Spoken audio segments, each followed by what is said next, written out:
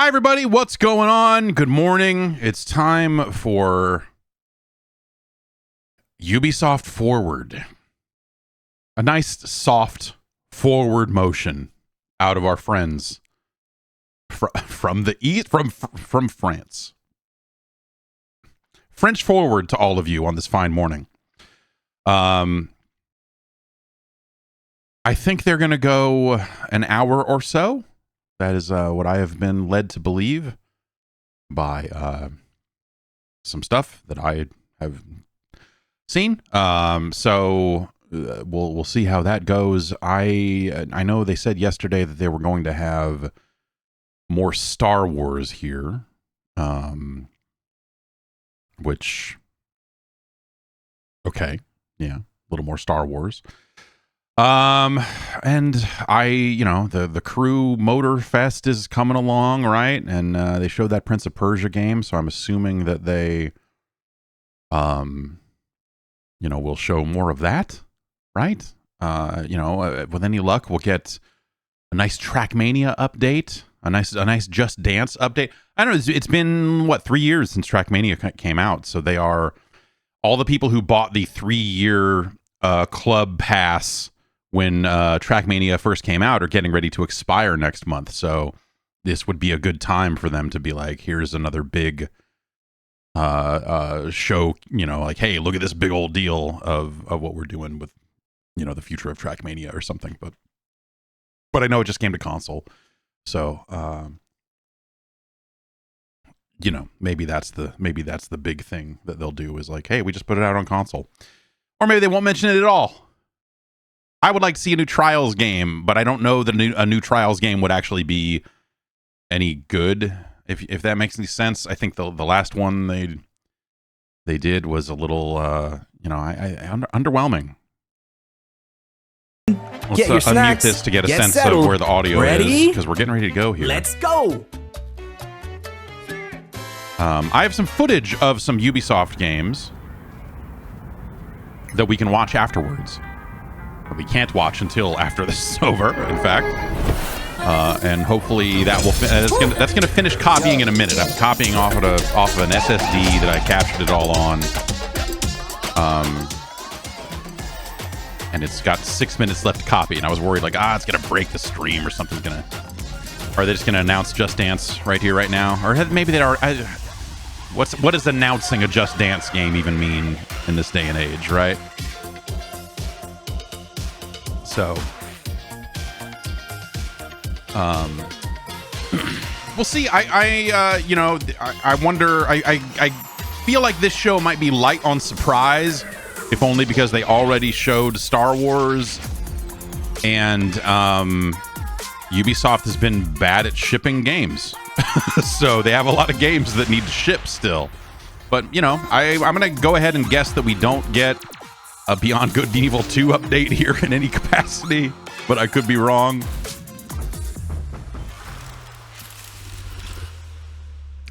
She should probably go check the fuse box. Oh no, the lights are back on.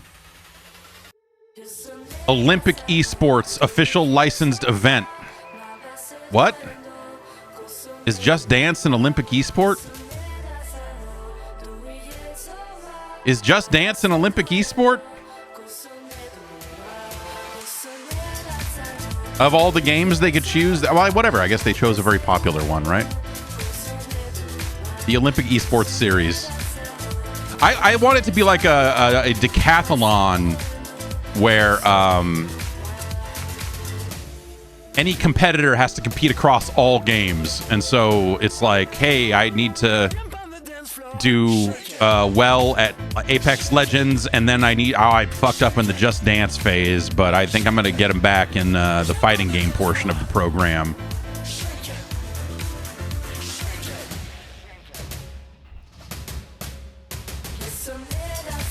Yeah, they're going to keep that. They're going to keep that little copyright symbol up as long as they can. They're like, hey, we're an Olympic thing. That guy's hat sucks. Bucket hats are back, but not with the strap. Bucket hat with the strap is cowardice. You need to incorporate keeping the bucket hat on your head into your moves. You know? Especially if you're going to, you know, if he's going to do like a head spin or something, then yes, you know, you got to...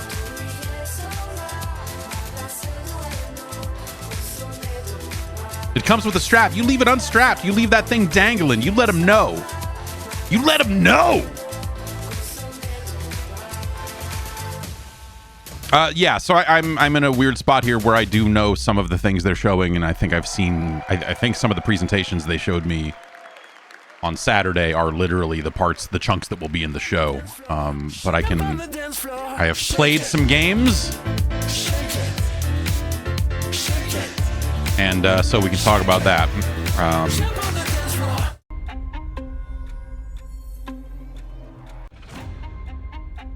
Audio mixing all over. Well, whatever. Who am I to talk about audio mixing? For the love of God. All right, spacers, strap in. It's time to... And NASA punk, Navi punk.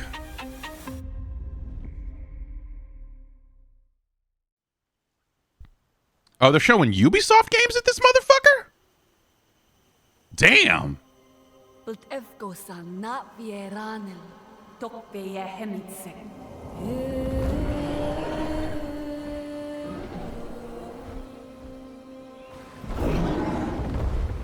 So they're making an Avatar game. Remember when they said they were making an Avatar game? Apparently they're serious. Apparently they're very serious about making an Avatar video game. Poisoned our world. Secure the perimeter. All threats must be eliminated. I'm incapable of understanding the appeal of Avatar. I watched some portion of the first movie a while ago, like it was on, and I was like, what? All right, let's leave this on and see some of this, and it was some of the worst shit that I had ever seen. I don't, but I understand it's extremely popular, like one of the biggest movies ever, and like, but every time you see, Our teacher saved us. you know, James Cameron popping out and being like, our Avatar universe. I was like, what? And there I remained for 15 years. Until one day, I awoke. And I was free.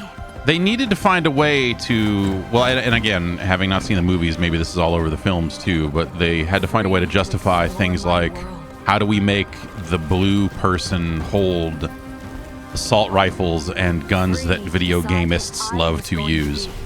And so they have crafted a story where your Navi was kidnapped and trained by the humans.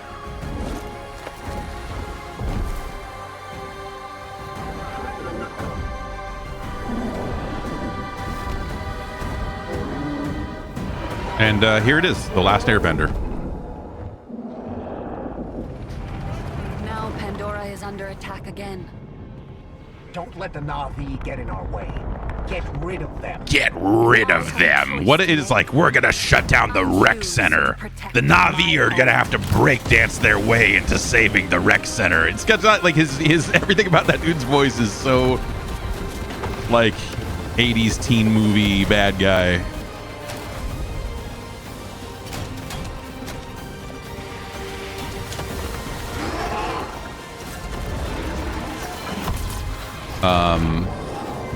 I was a child of two worlds. I am no longer. I am Navi.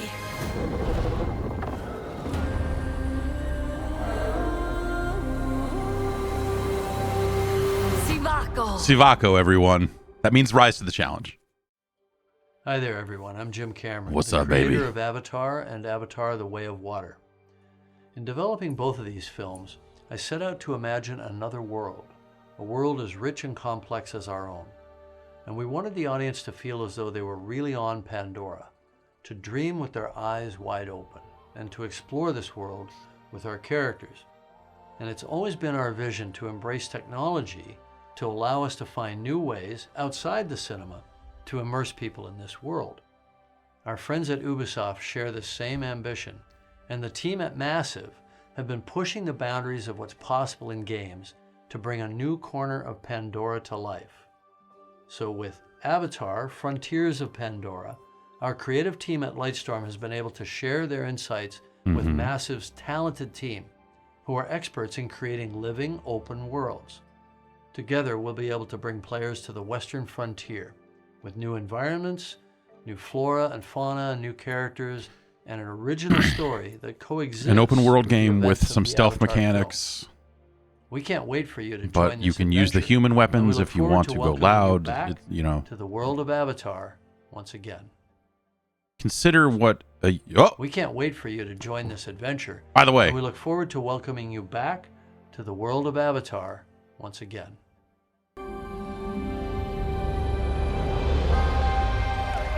think about what a Ubisoft open world game. There's Johnny V, second row. Hello, everyone. My name is Didi Dienfeld, and as the game director, I'm proud to be representing the team behind Avatar: Frontiers of Pandora today, and excited to share a sneak peek of what we've been working on.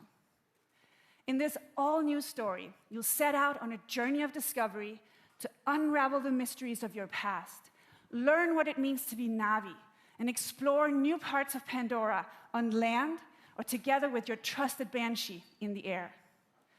Our ambition is to create a playground where curiosity is rewarded. This tangible and highly immersive... This is the only actual live show of the week, isn't it? ...to a beautiful open world.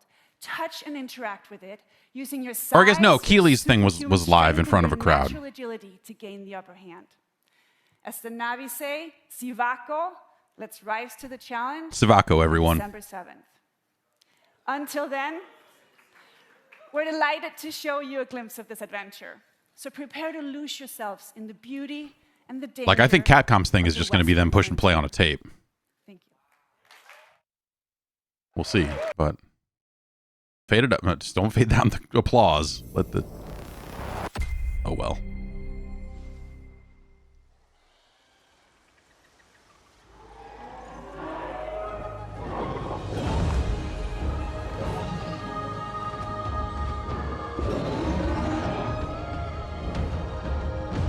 Where's this held? They're doing this in Los Angeles. Welcome to Avatar: I was in this building on Frontiers of Saturday Pandora, seeing a games. first-person action-adventure game that invites you to explore the engaging world of Avatar in an immersive open-world experience. I'm Didi Dienfeld, game director, and I'm excited to reveal what's waiting for you on Pandora. The story of our game begins when the RDA expands their operations to the western frontier. John Mercer, one of the leaders John of the Mercer is a really good abducts you bad guy and name, Na'vi I children think. from your home to teach you the ways of humans, hoping to mold you and turn you against your own people. But his plan is interrupted by the Battle of the Hallelujah Mountains, and you are put into emergency cryosleep. When you awaken 15 years later, you are a stranger in your I think birthplace. seeing the blue people Knowing the wearing danger camo posed by pants and a their t-shirt leader, is really you set out hilarious to take me. them down and look to secure the help of other Na'vi clans. Initially, Yeah, you Lacuna proceed says, as an so Massive is outsider, working on so you Division have to 3, make Division your way through Heartland, the Star lost Wars Na'vi Outlaws, and this heritage game. to Spread gain thin their much? trust. I mean, have they even confirmed On your Division 3? adventure, you'll find your own path as you discover what it I means guess to the be thing I Na'vi. would say You is, explore new remember how regions of Ubisoft, Pandora every single with your Ubisoft game is own worked on by like weapons. 30 different studios? Kinglore Forest is a lush I bet rainforest that that's, brimming with life and dense vegetation in the shade of awe-inspiring floating mountains. I bet This is that's the home of the Aranahe, how they're a doing clan all of that. Peaceful weavers who will guide you on your first hunt. Yeah, I mean, on someone in your chat said first Division 3. I will tell you plainly, I have not seen Division Aranahe 3. will show you the way to the rookery, where you I can bond for very life directly with did your not see very a Division own 3. people. In fact, I am hoping to see the Division 3 here. That would be nice. But I suspect they have other Division products that they may be focusing on at this time. As you dive from the sky and Until then, explore the open Sivako. world of Pandora from the air. If you travel north, So, yeah, you'll get to so the upper plains. what she's describing here, this kind of like, hey, if you go north, there's this type of As far as the eye can see. thing, and over here there's this type of, the over here is this nomadic clan that lives with the beasts, and over here are the healers. Like, it almost has that Gain the clan's trust and And I don't know if this is directly or, you know, something they're trying to do or whatever, but you know how Breath of the Wild would be like, hey, if you go this way, the Gorons are over here. The fish people are over here. Like, that was the when I saw this video a couple days ago. That was my thought on it then, and I'm sharing it with you now. With their own dark reasons to stay hidden. RDA operations are threatening the balance of Pandora. They build facilities of all sizes. And so the impression I get from this game is that, you know, spreading devastating pollution. In the process, animals are hurt. I you know, and I didn't see anything other than, you know, I didn't play this game or anything like that, but the impression I get out of it, from the stealth mechanics to the like heavy weapons, I get kind of a Far Cry vibe out of it. You know, you're approaching this base, you're marking enemies, you're going in and clearing it out so that you can shut down the base, and that stops the pollution. Or the staff sling to set up traps. For a more explosive approach, you can leverage your human training and go for the blast of an assault rifle, a shotgun, or go bigger with the occasional rocket launcher. On foot, you can also rely on your incredible and then, you know, and you get a flying creature to hang out on as well. Your Ikran will help you in aerial combat against the RDA. Destroying I wonder, I assume you'll get to pilot a mech in this, because why wouldn't they do that? But I wonder if that ends up being like a controlled sequence where, like, you get in the mech and then you got to burn this field and Skrillex starts to play, and, you know. You'll be able to harvest the best quality material again and craft better gear. Yeah, so like you're harvesting for weapons, which this, I think this is the part I was like, oh, like okay, you're making a Far Cry game. I get you. I get you. As you keep discovering what it truly means to become Navi, you'll improve your skills by connecting to Awa through the Tarshu plant. The blue people are too big for the mech? Yeah, I guess they are, aren't they? Skill upgrades can improve many. Maybe there'll be a prototype big mech. Your natural agility to move through the world, your stealth approach when hunting or fighting. But yeah, with the hunting and some of this other stuff, like the vibe I get out of this is like that they wanted to make that they kind of mapped a lot of Far Cry stuff onto this. It's 2-player co-op. Consoles and PC. You will be able to play the full story campaign in single player or with a friend online in 2-player co-op. We invite you to explore this world of wonder. Become Navi and take down the RDA. And I guess from a certain angle, Far Cry has sort of worn out its welcome a little bit. And so if this is a way for them to make a Far Cry game without making a Far Cry game, maybe that's a meaningful change. A meaningful enough change, I guess I would say. I don't know. Like, I have zero connection to the franchise or property. I think this stuff looks nice. But, you know, hey, Sivako, right? I think the blue people look goofy and dumb. And when I see them, I go, okay. Get it, baby. Have some fun with it. Oh, yeah, have some fun with it, baby. Oh, my. Another one. This feels great. It's going to bring out what those guys, they're going to be like, we've signed an exclusive new deal with Tim the Tat Man and Nick Merckx. Their skins are going to be in the game. You heard it here first. Wouldn't that'd be some fucking mind-blowing shit if they were just like, bring on the homophobes! This is your game. Welcome home.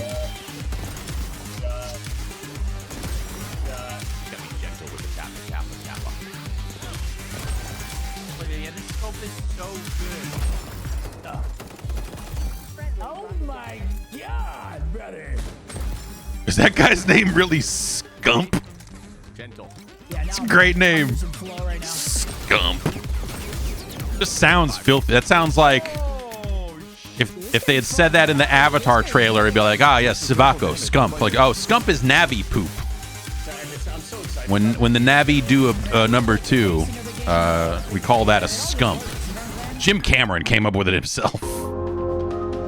Wow, this thing is maybe needed I don't know, timing and some other weird. Hello, everyone. It's weird. Hello. My name is Mark Rubin, executive producer on XDefiant. What you just saw was a collection of live clips and reactions from players streaming our game during our closed beta test. Yeah, like in 2 April. players. And we've been absolutely overwhelmed by the amazing response to our game from players all over the world. Now, for us, community has really been the core of this game's development. And we've had 28 public tests so far, with the recent closed beta being the largest, and of course, the first with no NDA. And throughout all of these tests, we've done our best to listen and respond to the feedback of players. So thank you so much to the more than 1.5 million players. I'm really curious to see what this game ends up like when it's out. Maybe they're just going to put it out right now, right? Who shared their footage and feedback about XDefiant. Now we're ready to look towards the future. We're canceling the game. We're currently planning on launching later this summer. Okay. But before we do that, we will be holding another test to address some of the feedback from the closed beta. This open session will be available to everyone on PC, PS5, and Xbox Series X and S from June 21st to June 23rd. This is a short test, but we are opening it to everyone to get as much feedback as possible on our new netcode, our controller tuning, and of course, to stress out the servers as much as possible. So if you have not played XDefiant yet, this is your chance. But let's talk about what's going to happen when we launch later this summer. We will start with a 6-week preseason that will have all of our launch content with 14 maps, 5 factions, That's a good number of maps, 24 weapons, and much, much more. We then move into our year 1 content schedule, which is packed with some really exciting content, with 4 brand new meta-changing factions, each with unique characters and skills. We're never going to get away from it, but I'm really tired of talking about the meta in a game, like publicly. I think devs need to talk about that stuff all the time. Inspired by Ubisoft's amazing worlds. Like, oh, the meta right now, this is the meta gun. Also, I feel like when people publicly use it, really going to have a lot they use it in the dumbest ways possible. All focused on creating a fun arcade FPS experience. And is this a good game? That's a great question. True to our community, and to this game seems okay, the best place. And also from playing the last test that they had, now it's been quite the journey to get to this point. So I don't think it has what it takes. It reminded me of like Rogue Company a little bit, and some of the other, you know, like it just, but more of a first-person shooter. It feels like you needed one more thing to do, like not necessarily kill streaks, but that's the thing it doesn't have that Call of Duty does. And it feels very much like something where they're like, I mean, Mark Rubin is, you know, he's a Call of Duty veteran. Like, you know, he's done a lot of those. And so this game, XDefiant, feels like a Call of Duty game. But like it feels like a budget, low-end Call of Duty knockoff. With more focus on, like, when you pick the factions, you have abilities that go with those, so it's like a light hero shooter vibe going with it. I was very surprised after this game got announced. I was very surprised to see that I think Kotaku ran a story saying like that the trailer for this is getting more dislikes than likes. Which, like, who cares? You know, like, on one level, who gives a shit about YouTube likes and dislikes? It's like it's just like not a meaningful metric. But seeing that there were people who were out there saying this game didn't look cool, I don't fucking understand. Because this game looks fucking great.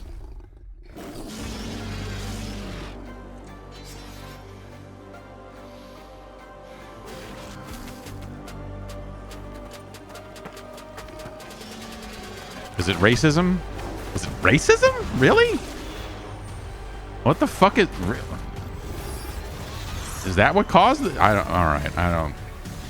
So this guy is part of a crew of 7 guys called the Immortals, and they're like they're out there kind of looking for the prince. Hi everyone.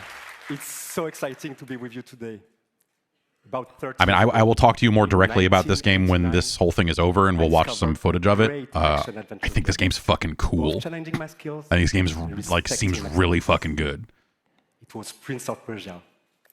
I am Muniradi, game director of Prince of Persia: The Lost Crown. Time has come to open a new chapter and to journey in legendary Persia, in an era where the laws of mortals were ruled by the laws of gods. You are Sargon, a fearless sword prodigy, the youngest member of a squad of 7 elite warriors, the Immortals. One night, Prince Hassan, sole heir to the throne, is abducted and taken. Yeah, so the Prince of Persia is abducted, and you are part of this crew known as the Immortals, and you are kind of splitting up to go. However, this assignment will cast you straight into the lion's den. Figure out what's going on. It is here that you, Sargon, and the whole kingdom must prepare to face the greatest threat of your lives. It's a very combat-focused Metroidvania, I guess, is the thing. Do I know where they're recording this? Yeah, it's a big event space. Your mission is clear. Find Prince Hassan. But the room they're in is not that large. They're in a pretty small room. If you when they show the crowd, you can see that the area is not that big. But it's it's like it's parry-focused combat with a really wide parry window. Pretty fun navigation stuff there, flipping around. You have a dash that you can do in midair. You have a pretty good air dash. You have a bow that you can use to hit distant targets. Exploration is everything. This is a semi-open world that delivers new secrets as you find new powers. The vibe I'm getting from this presentation as a live show is that they did not rehearse this thing in this space at all. Maybe they did, maybe they didn't. I don't know. But during this epic journey, you won't be the only one trapped in Mount Kaf. Goddess and blacksmith to the gods. Some dwellers are willing to help you, while others are more reluctant. I have some footage of a pretty neat boss fight that I failed like 4 times in a row because I wasn't fully exploiting the tool set. Like you look down there at the bottom right, you've got a meter that builds as you fight, and 2 moves that burn that meter. It's good on launchers. Like you can do if you do the dash on the ground, it's a slide, and you can slide into an up kick that's a launcher, and then chase them up and combo more. There's your level 1 super. He constantly puts his life on the line to perform the devastating attacks. But I guess, yeah, you can change them out. I think that was a different level 1 super. I don't know. When we're done here, I've got a bunch of footage of it and a couple other games. But this time, What the hell was that? not only in your hands. To face such a challenge, master a new side of his time powers and defy gravity. I played the entire demo without realizing you could do this thing with so you hit left bumper, you will drop that shadow, by combining, and then when you hit it again, you will warp back to it. You can express your creativity. It doesn't rewind time. It just lets you go back to where you were. It doesn't you can't jump out of it or anything like you can't use it to fake double jumps or anything, but it's fucking neat.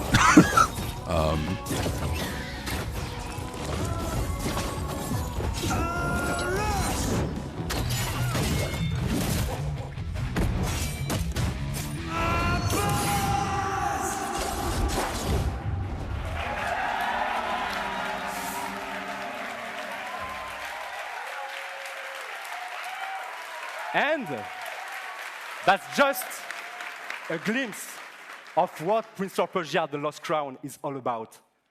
I'd like to thank Matrix, who composed the in-game music you are just listening to.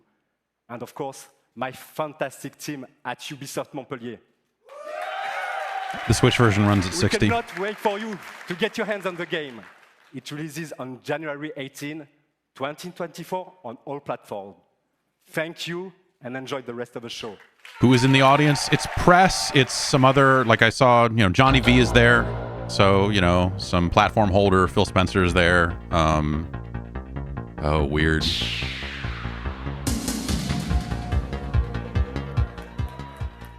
I could have gone in person if I was so chose. Hi. My name is Adi Shankar. I'm a TV and movie producer. You may know me from the this is a TV thing. Animated series on Netflix. Or one of my fan fiction shorts on YouTube. 7 years ago, I got a call from Ubisoft offering me the opportunity to adapt one of their very, very, very serious franchises into an anime. But instead, I came back to them with a crazy concept inspired by the mood of Far Cry 3 Blood Dragon. Yeah. This is years too late to capitalize on that Ubisoft's vibe, I vast think. library of characters and remixed them into one delirious anime series that would become this love letter to the 90s. Or at least how I remember the 90s. And to my absolute surprise, Ubisoft said no.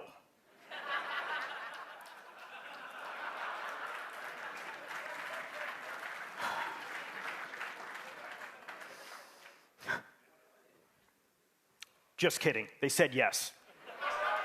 That's why I'm up here. Come on. So I made this piece of garbage instead. I thought that's where we were going with This is the story this. of how the first anime series by Ubisoft was born. Captain Laserhawk, a Blood Dragon remix. This show is many things. It's violent. Is this Captain N, but with all Ubisoft characters? The spirit of the works of Aldous Huxley. It's a spoof. It's a satire. I like all of this whole strappy thing he's wearing, this tactical dumb shit. I look at it and go like, we should all start dressing like this. I hate that I think I can that. tell you it's the most But I do. philosophically conscious show you've watched in a long time. The series was picked up by Netflix. It was animated by the renegade genius pirates at Bobby Pill's studio. And today, I'm very happy to announce that barring an apocalypse, which may happen, it will be released worldwide later this year.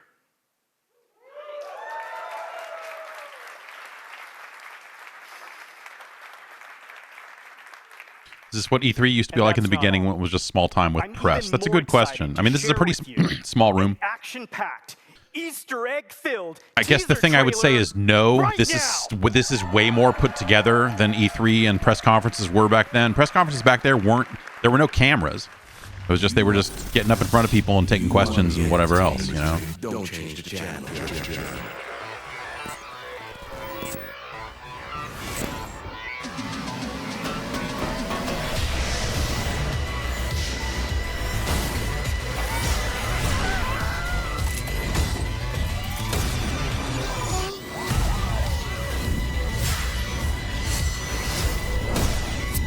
Damn you, Generation Remix. How dare you? Join the revolution.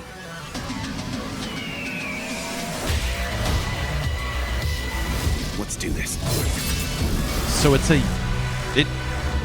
is it Captain N, but was I right? Is it just kind of a Captain N like thing, but all the characters are Ubisoft characters instead of Nintendo characters plus Mega Man and Simon Belmont?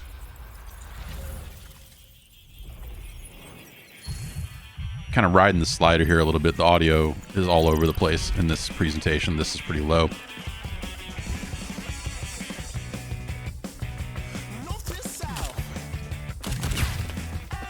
When I think about the dollar flu, and I think about taking back New York from crazy garbage men with flamethrowers, I think about Block Party. I think about this song coming back after all this time. What a fucking weird choice. What a strange, this is a really weird video already. Yay, you blew up that man's tank. We're all dying of a virus in an apocalypse. This is the mobile game.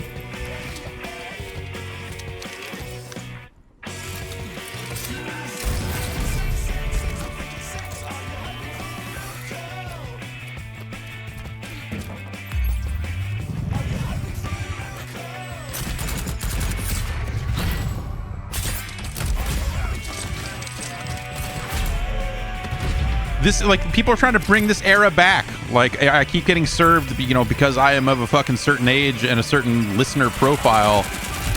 Spotify keeps popping up like, you're in your indie sleaze era. Playlists and stuff, you know? And I'm like, no, I'm still in my French Touch era. I never left it.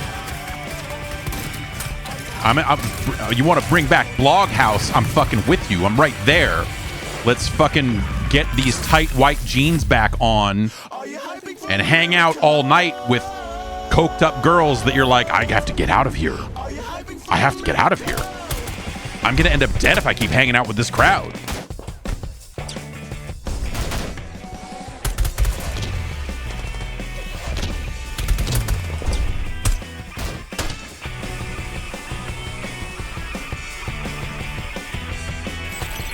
Okay, they would not tell me when this was coming out. They just said, maybe we'll have info on that very soon. I'm like, I literally signed a thing. You could just tell me. It's fine. No? Okay. All right. Okay. If you want to play The Division... Hey, everyone. On a phone... It's an honor for us to be here with you today. We're home free, and this is our song, Skull and Bones. Fucking... Really?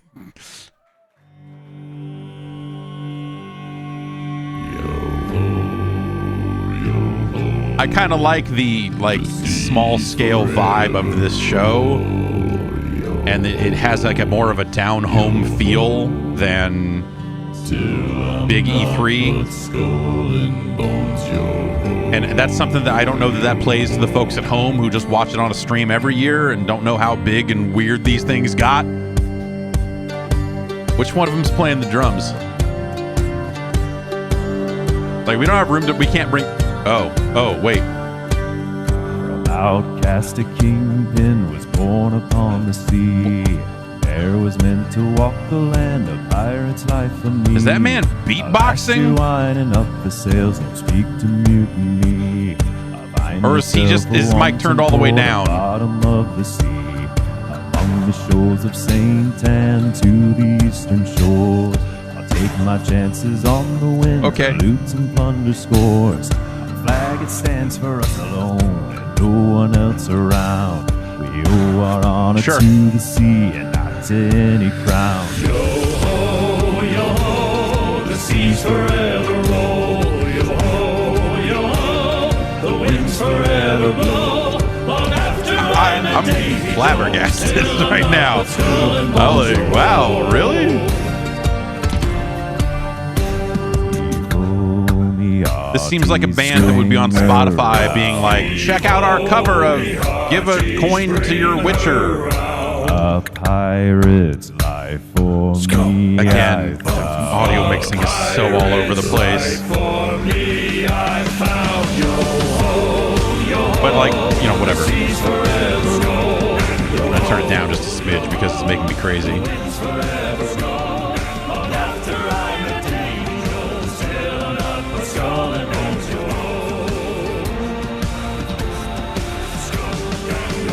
No, he's just off to the side saying skull.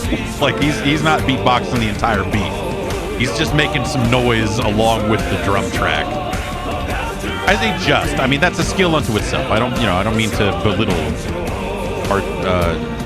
our friend in the Bandeezy. Closed beta. Closed beta. Not open beta right before we launch. End of the summer, we're going to have a closed beta so that we can push it off again. That game's never coming out. We'll have 5 more presentations of Skull of Bones at these things. 5 more years of development. 5 more years of darkness. Year 7, Season 2. Oh, no, that's just out. That's just an out now. That's not a... Oh, they still have DLC to come for this, huh? Weird.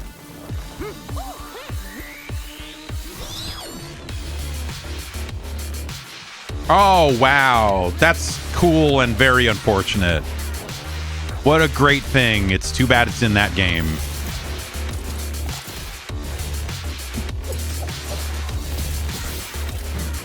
Oh, new Jet Set Radio models, but sadly it is saddled to roller champions. Man, what a bummer! Oh man, I heard it, like I'm shuddering. Like, oh man, come on. That was not Jet Set Radio in a Smash-like game. Roller Champions is not a Smash-like game. Brawlhalla is, and that was where Master Chief showed up. Skateboarding and Riders Republic, sure, they'll probably support this game for another 7 years, and the people that are playing that game will be psyched, and the rest of us will just hear about it once or twice a year like this.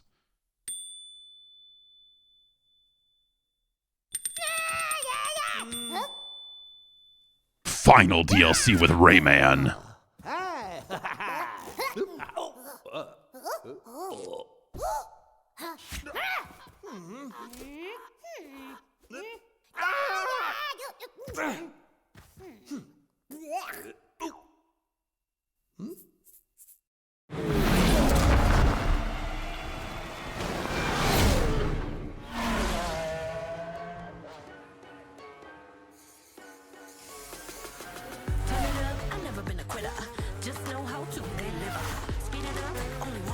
So the crew. I have some footage of this.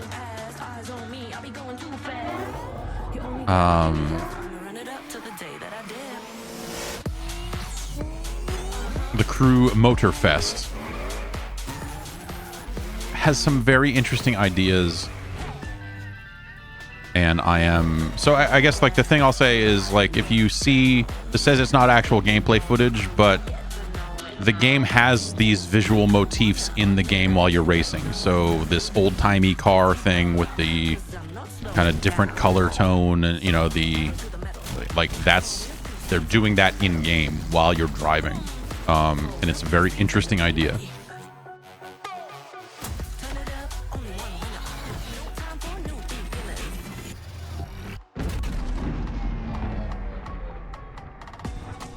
Execution, you know, we'll look at the footage later and we can talk about it.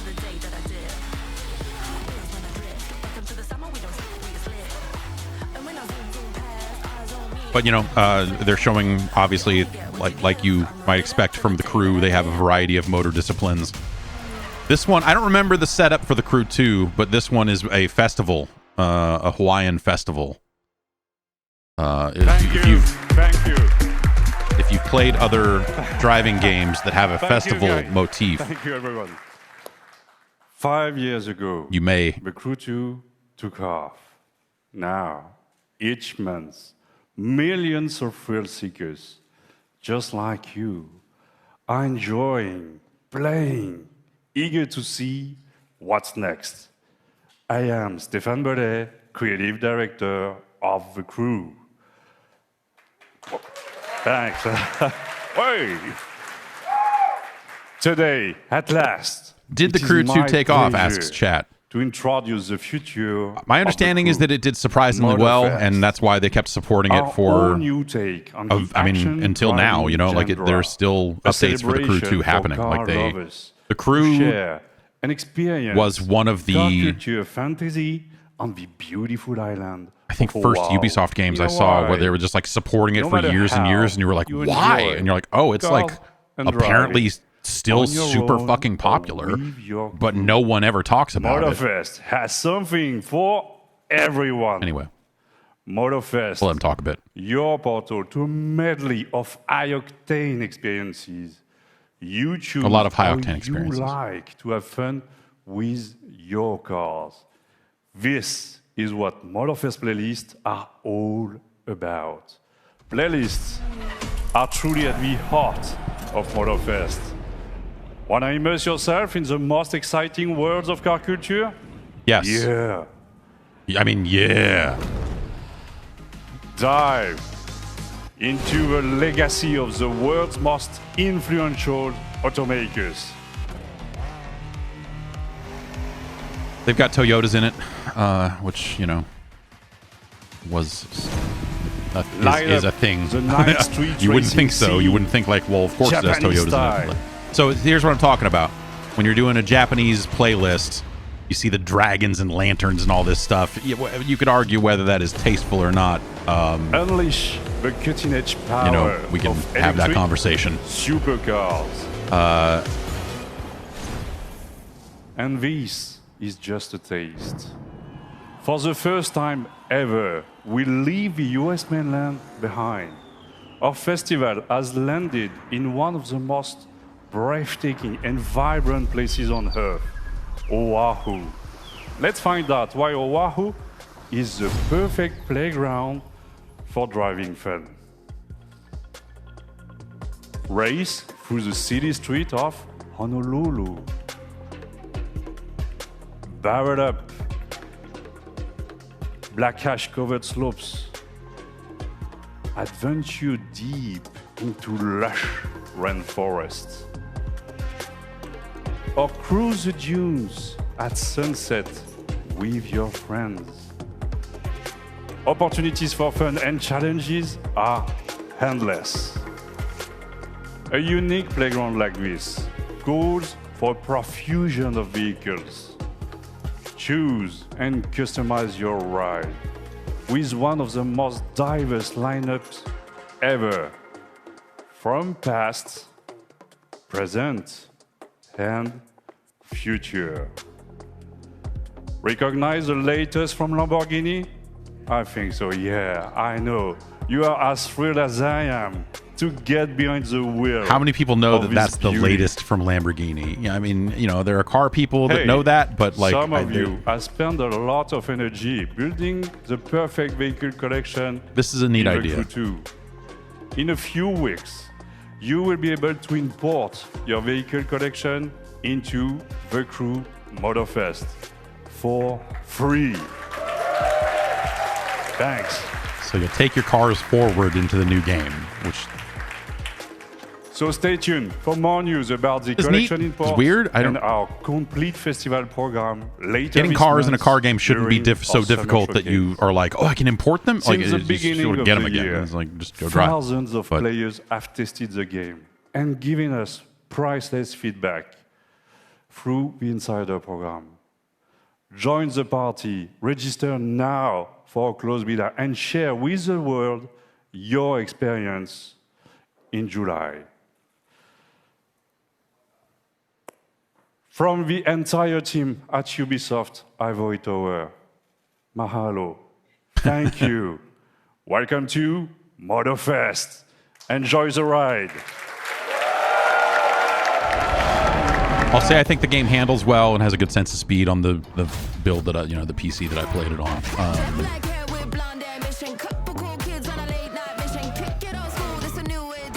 Which I remember playing Crew 2 and thinking like, this doesn't feel good. Like, this doesn't feel right. This game feels much more right. But you see what they're going for. You know, when you talk about the playlists and kind of that changing motif, like this is the Made in Japan series, so they just put all these billboards up and the dragons and everything.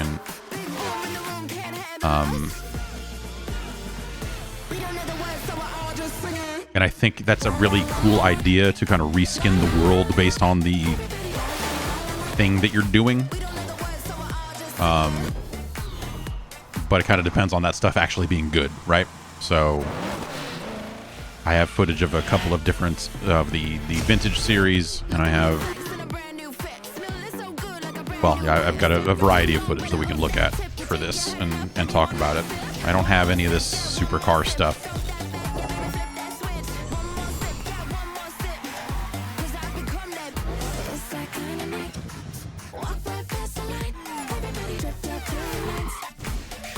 Does the vintage series just do a sepia tone? It's not just that.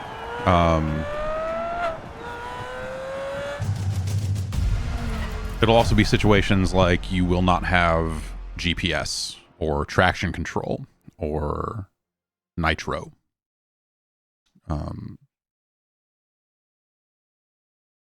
And so on.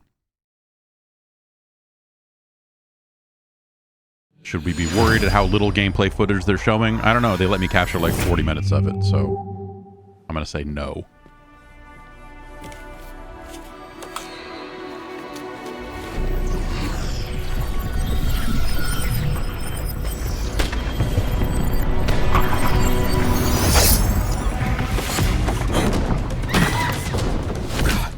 I guess I forgot that they had announced this, right? That they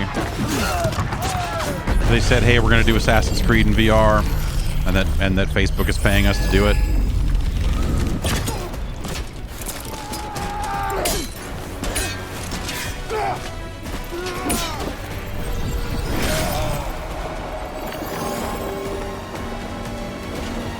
The amount of Dramamine you would need for this game? Well, if this presentation goes like the one on Saturday, they've at least attempted to think of that.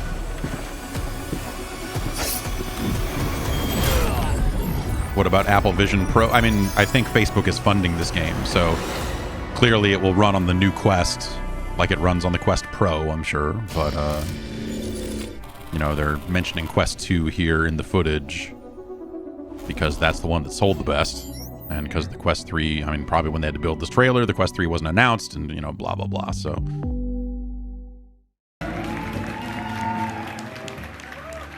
Hi everyone.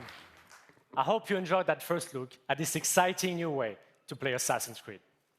Coming to MetaQuest this holiday, Assassin's Creed Nexus will push the boundaries of VR and let you become the assassin. You will feel what it means to parkour, fight, and be stealthy in new memories from 3 legendary assassins, Ezio, Cassandra, and Connor. I cannot wait to see our players feel the thrill of virtual reality in the Assassin's Creed universe. I got a real not like this feeling about them saying that Ezio is coming back and being a playable character in the game. You know, like, oh man. RPG game on mobile. Oh, that's they just cruised right through that, huh? In a time of intrigue and conspiracy. Okay, yeah, that makes sense. Anyway, they didn't get into it, but they did mention that they we did a ton of accessibility stuff, like, you know, to deal with people who are afraid of heights, and we put grids. They didn't show any of it, but they were saying like they had grids in world, so people would always have a point of reference to look at, even when they were up high. That would still feel like the floor, and all the other stuff, vignetting, comfort, turning, and, you know, warping instead of walking, and legacy, and all of that other stuff. It's honoring those that came before us, learning from their triumphs. And then this is the mobile game set in China that Level Infinite is putting out. Hold their stories to the light for all to see. That inheritance of knowledge helps to guide and shape our future. Now it's your turn to build on those foundations and rise to even greater heights. To step out of the shadows and into a vast world. To make your own legacy.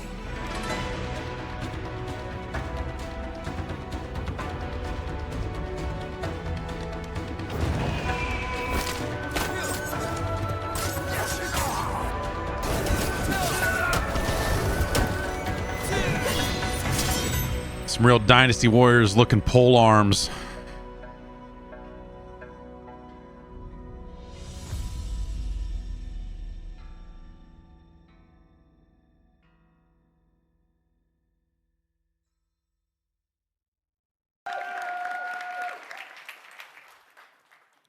We've all been waiting for this moment. Assassin's Creed Mirage is a very special game. Do you mean waiting through the past 2 trailers of Assassin's Creed games on platforms no one wants to play Assassin's Creed games on? Or coming October 12th, what are we talking about? Assassin's Creed Mirage takes the franchise back to its roots. Sarah, our narrative director for the game, will come on stage to tell you more about Basim and his journey. But before that, let's watch our story trailer.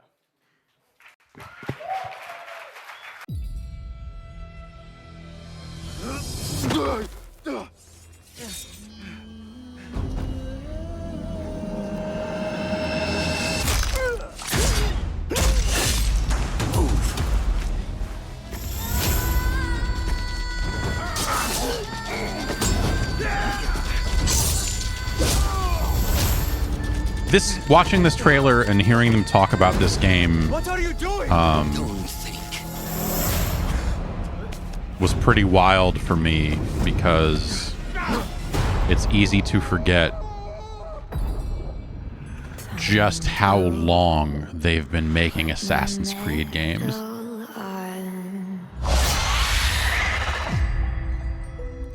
And so when they say, like, we wanted to take the series back to its roots for its 15th anniversary or whatever it was. From Egypt.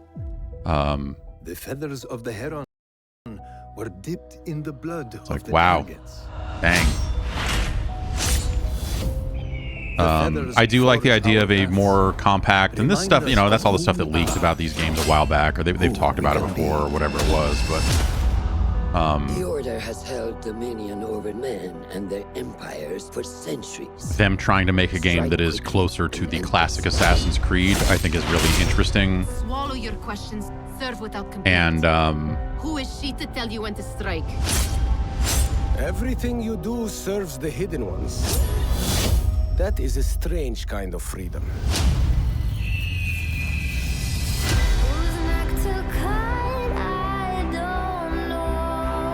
You are not the first to walk the shadows. Yeah, broken. you know, it's... Pour your pain into the Brotherhood.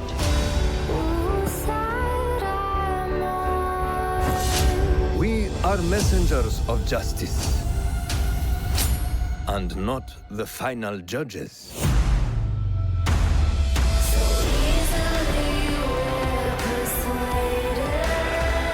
He knows not what he is. Have you not wondered at your nature?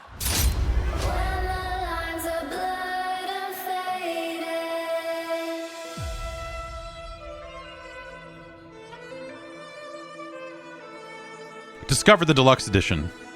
Sivako, everyone. Sivako. Guessing this is cross-gen. I think it is. I think it is PS. I think it is cross-gen. What does it mean to be free? That's finally someone asking the hard questions. It means leaving Ubisoft. I quit. How can you find your path and fulfill your destiny when you don't Was know anything who new you in that are? game? I mean, remember, this is the throwback seeker Assassin's from Creed strictly game. This is to master designed to be assassin. Basim thinks he has found the a look sense of back purpose at as a let's hidden try to one, make a game that is working like in the the old dark to ones. serve the So, light. But his you know, they are nightmarish going for visions these to tighter, I mean, you know, and using modern leading to technology more to build a questions game like with that. no answer. In Baghdad, seeking the truth And comes with a streamlining price. perhaps some of the things. The capital of the Abbasid Empire. One of the Freedom is richest, $69.99. most Hey, diverse and most stay advanced tuned. cities in the You world might be pleasantly is at a turning surprised. point of its history. Unrest is growing, seeding a revolution against corruption and arbitrary justice, an uprising that will turn the tides of history and change the lives of everyone.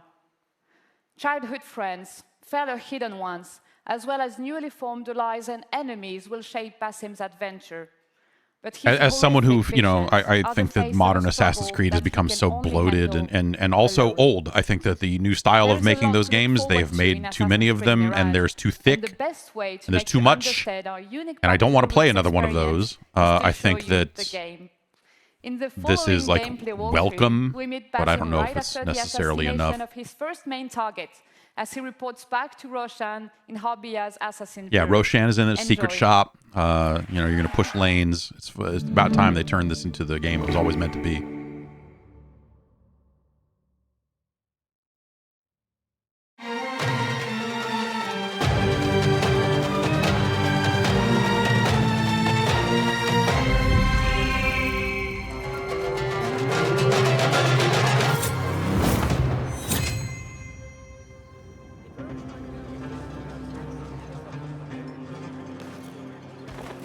So I'm pretty sure they played this in front of us.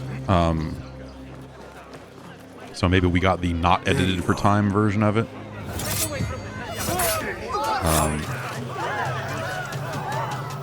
But this is, I guess, a side mission. This is an assassination, like a bureau mission.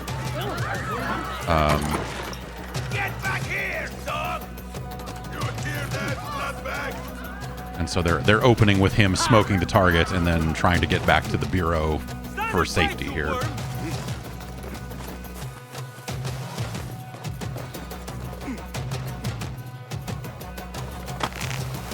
dead! Getting away! What's the modern day story? No idea. I know for the VR game, it is Abstergo is trying to steal the memories of all of the players of their games, and that you are an undercover agent trying to prevent them from finding the ancient tool that will let them do that. Alhamdulillah. Sivako. I am glad you are safe. Alhamdulillah. A first of many achievements to come, Basim. We should only hope. There's still much work to do. While our focus was on Al Ghul, Fulaf quietly scouted the city for where we could erect more bureaus. I have found dwellings in 3 districts that are most unassuming. Abid and Rebecca have arrived from Alamut and set off to Al Abyssiya and Karh. I will make my way to Sharqiya shortly. And I will join Rebecca in Karh, where corruption is as common as the arid air. See Abu Ja'far about some things he's been working on. Then come find us. Have a look, Basim. I may have something that is A of lady been interest to you. smoking some cigarettes made of fucking gravel.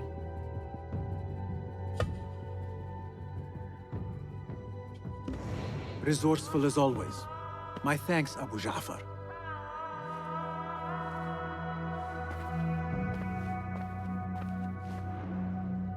So they did edit this for time. The version I saw had another couple of lines of dialogue there where they cracked a little joke that I don't think landed. So you're not missing much there. But, you know, taking on side missions, getting out there in the open world, doing stuff, you know, the more compact. But I do wonder, like, how long will this thing actually be? How compact will it be? Too compact? Will it end up being a short game? Because they keep mentioning, like, hey, this is not the place. This is meant to be a little thing. So there, you know, there's a marksman shooting your bird out of the sky, so you got to go smoke that marksman, and once you do, your bird can fly.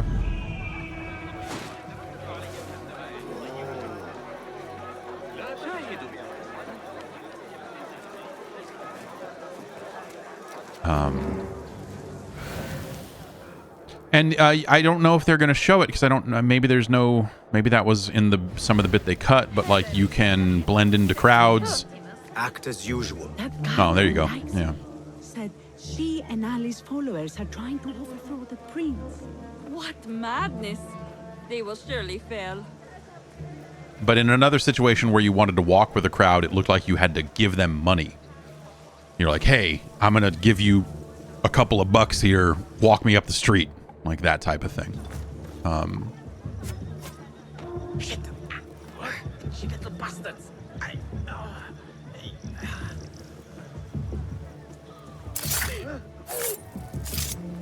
What's up, baby?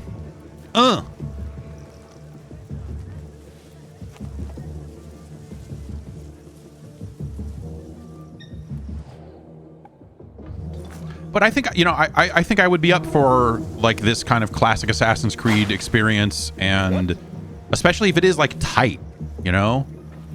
Like I would say even maybe like a little shorter than the old Assassin's Creed games were. Like that, I'd be fine with that. Little chain assassination probably right there.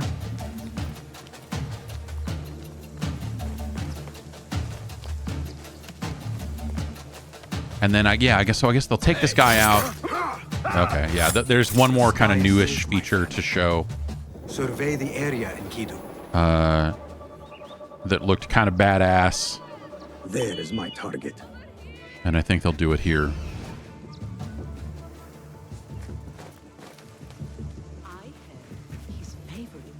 But yeah, I don't know. This looks neat. It seems like it'll, you know, be appropriately priced, and let's see if they do it. If they do it the same way, I assume they're going to. So yeah, you got like what, 3-4 guys here. So, mark some targets to burn your meter. Splinter Cell sync shot style. Everybody's dead. Bop, bop, bop, bop, bop. Tell me what I wish to know, and no more need die this day. That looks super fun to do.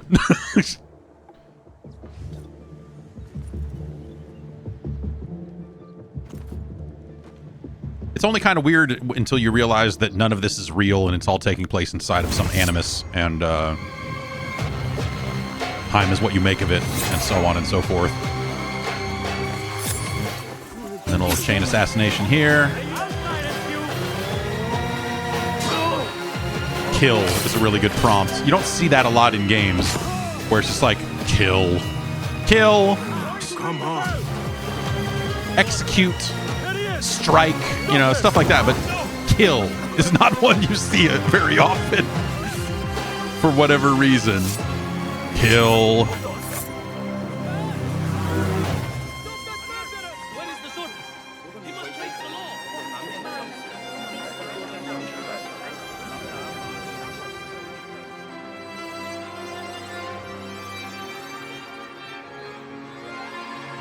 So, you know, I know they're working on like 20 more Assassin's Creed games or whatever it is, right?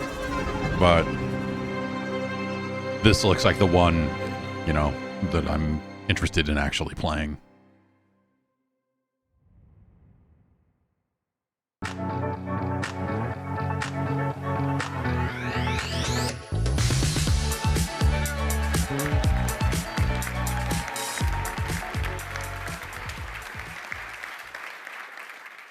Hello, everyone.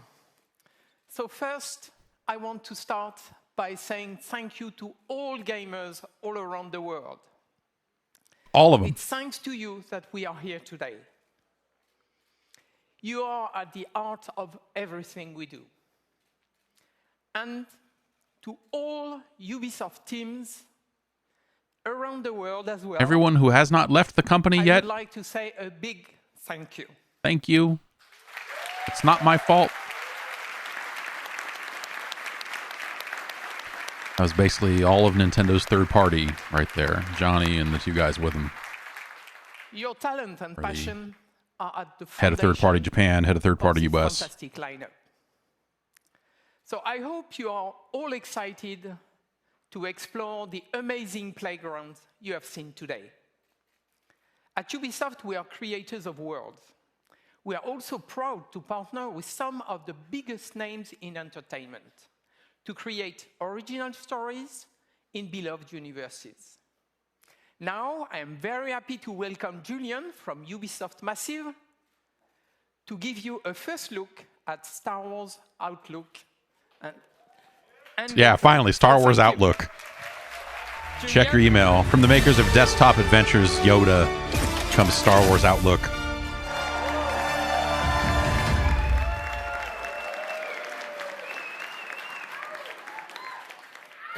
Are those really big shorts, or do those qualify as pants? Right. What do you think? Let's get over the speech and let's get to the gameplay. Star Wars Outlaws takes place in a time of great civil unrest across the galaxy. For some, this is a time of turmoil. For Outlaws, this is a time of opportunity. As a cunning thief, Kay Vess and her companion Nyx fight for survival every single day, relying on their skills and resourcefulness to get by. As they struggle to make ends meet, Kay and Nyx dream of the day that they will finally be free. But while seeking this freedom, Kay unexpectedly becomes one of the galaxy's most wanted. So to free herself from the bounty that follows her, Kay will need to pull off. I don't know. It's a look. I got, you know, the Outer Rim has ever seen. I want to stay on the cutting edge of shorts technology as a shorts enthusiast. You know, I want to. And vicious, ruthless villains. Kay and Nyx will you know, as much as I say I want jean shorts to come back, and navigating complex You know, most of the people I see wearing jean shorts in this day and age right now are seem shitty. These are baggy capris. Yeah, look, you know, half a dozen of one, 6 of the thing, and the wilds of space. One of these locations is Toshara, a moon that features windswept savanna and amberine canyons. Carved into Toshara's jean shorts are just, yeah, you're right. It's not the vibe. The people I see wearing jean shorts look like most of the people I see wearing jean shorts in person look like you wonder where they might have been on January 6th. Or rather, you don't wonder. You have a pretty good idea of where they were. Is measured in the value of influence, reputation, or cold, hard credits. This presents an abundance of opportunities and dangers for a young, ambitious scoundrel like Kay. On behalf of not really sure how I feel about this game. You know, like along with Ubisoft, Annecy, Barcelona, Bucharest, Chengdu, Milan, Montpellier, Paris, Shanghai, keep going. Toronto. Keep fucking going. And our amazing team at Lucasfilm Games, it's our privilege to present to you this first ever look at Star Wars Outlaws gameplay. Let's see what it is. I feel like Jedi Survivor was my one Star Wars game for the last and next 5 years.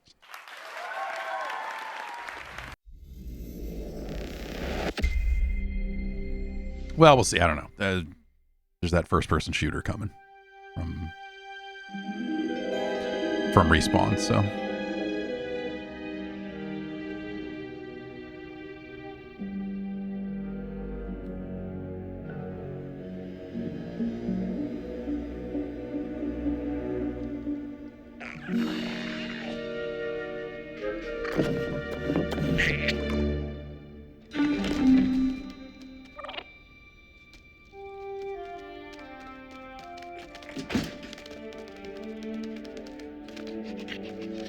This is a weird question. Just maybe a dumb question, but is that animal something? Have you seen other? I want that fighter stripped for parts by tomorrow.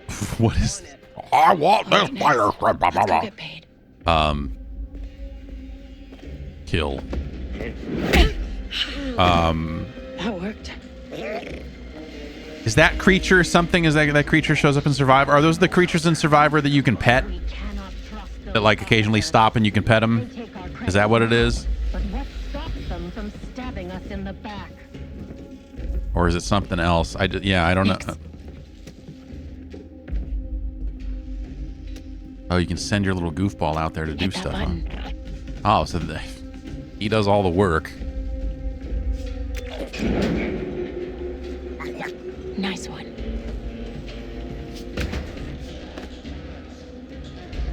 Hang on tight, little buddy.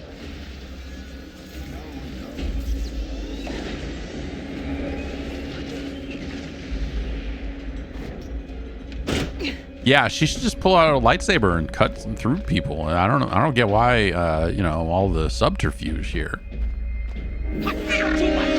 Hey, I was just leaving. Okay, we'll figure this out.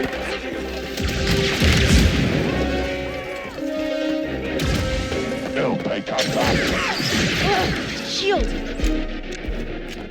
So now you go like that, and then knock him down with the shield, and then, right? I mean, that's just what you do. You just do that, right? So you solve all your problems. Do a fucking backflip.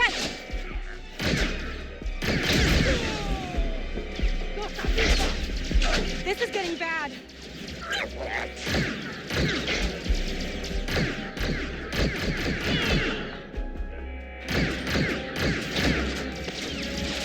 Let's try this Really out. had to pump a lot of shots into those guys, huh?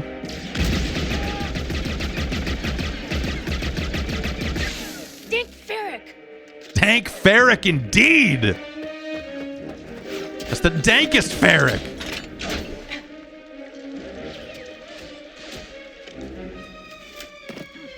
I think that went pretty well, right?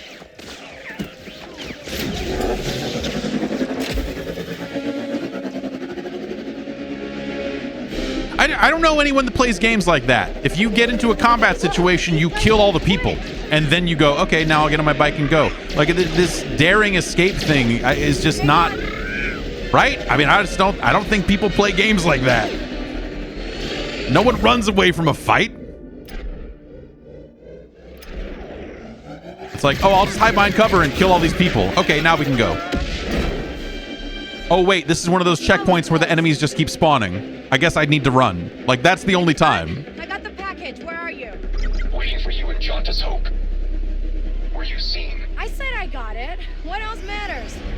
Thanks, Ferric. Won't be working for the Pikes anytime soon. Well, they'll probably forgive me. Comforting.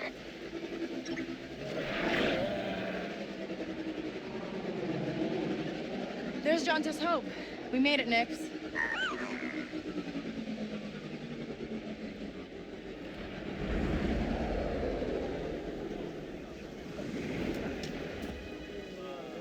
This looks very nice. I don't know.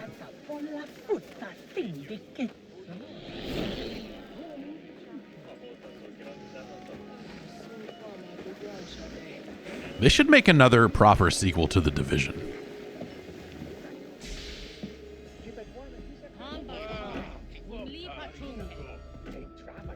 Hey, Andy. You're late, Kay. Doc is waiting. What? Are you worried? No. Okay. No, but you Troy. What? Be careful. Donka's a broker, not a friend. She can't be trusted. Who can out here? See you back at the ship.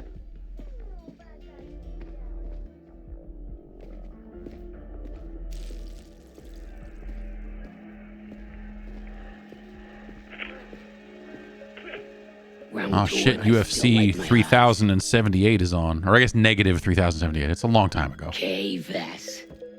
Back already. I found it for 2 more unassuming places to open assassination bureaus. Join us. Job was more complicated than you said, Danka. You lived.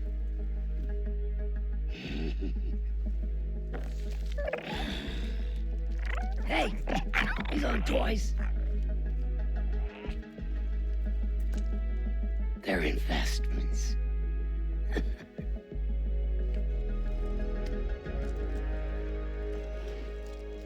You want one? Wait. We haven't met. Don't really know many of you. Stealing illegal contraband, running with syndicates. I could say you're a threat to the Empire.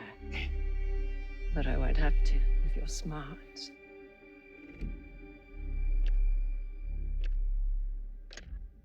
Thanks, but I'm smart enough to get myself out of trouble. You pay the tax just like everyone else. Whoa, kid, let's just relax. You won't make it off to Shara alive. Maybe.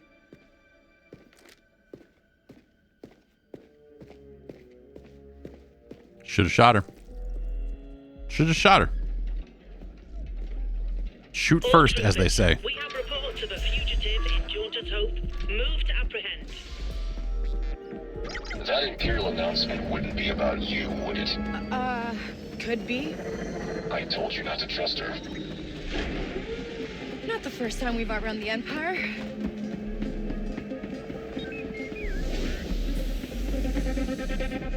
I mean, I like the idea. I wonder, if you had gone the other way and done the bribe.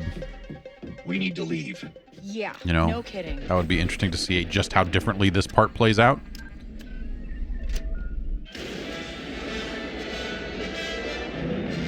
We turn the radio to something else. I swear, this music's on every station. Put some jizz on.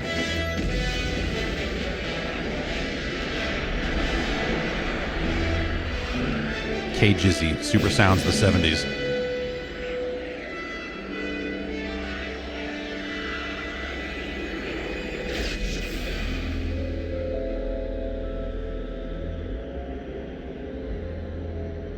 good?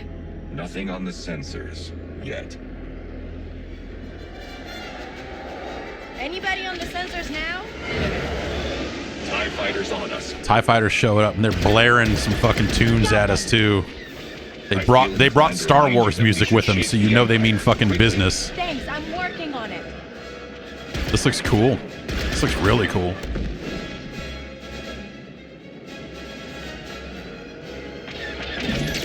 It's unfortunate that Ubisoft is incapable of shipping video games, because I'd really like to play this someday.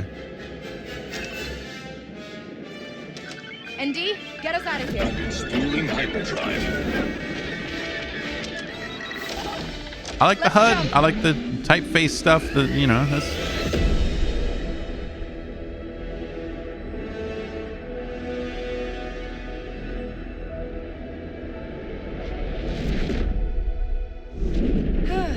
We made it.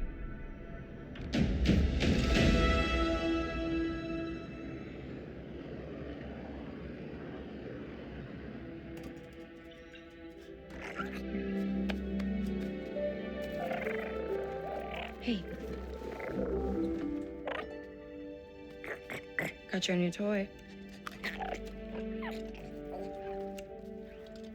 So, where do we go next? Anywhere we want. It's a video game.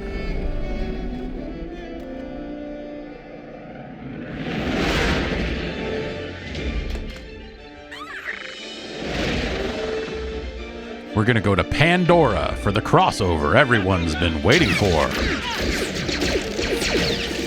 She seems like a cool character. Yeah, I don't know. This seems neat.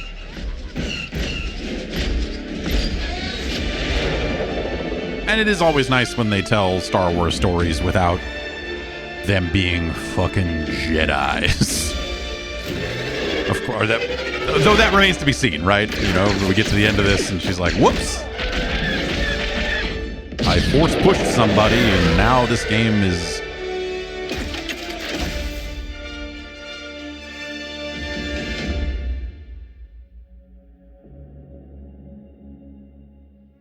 Sure.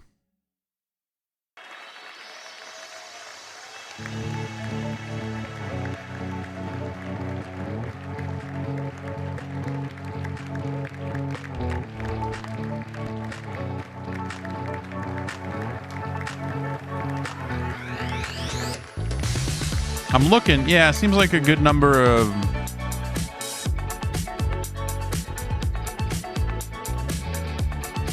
And Athena is there.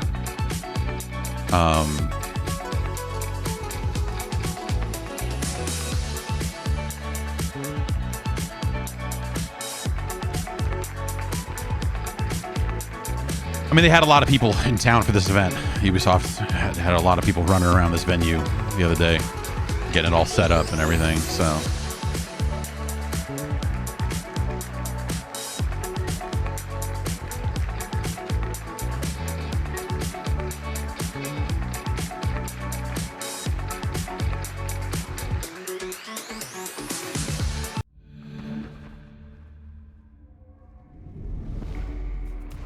Okay. I don't know if I agree with that. The time to join Ubisoft Plus is right when a new game comes out, isn't it? I mean, that's not today. But hey.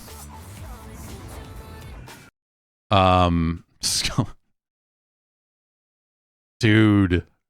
They announced another... I forgot all about that. Like, that totally just, like, went... Like, they announced another closed beta for Skull and Bones that's not going to happen until the end of August. The game is never coming out. And they dare to show it in a Ubisoft Plus commercial. Like, you could play this when it comes out. Like, dog, it ain't coming out. Stop it.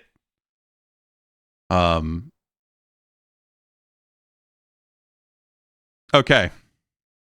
So, I've got a bunch of footage. I hope this opens because it's all fucking ProRes, and so it's like a 250 gig video file that I had to copy off this hard drive because it was not loading off an external fast enough to play it. So this might end up being a bust, but I've got... What do I got? I got footage of the crew. I got some footage of Prince of Persia.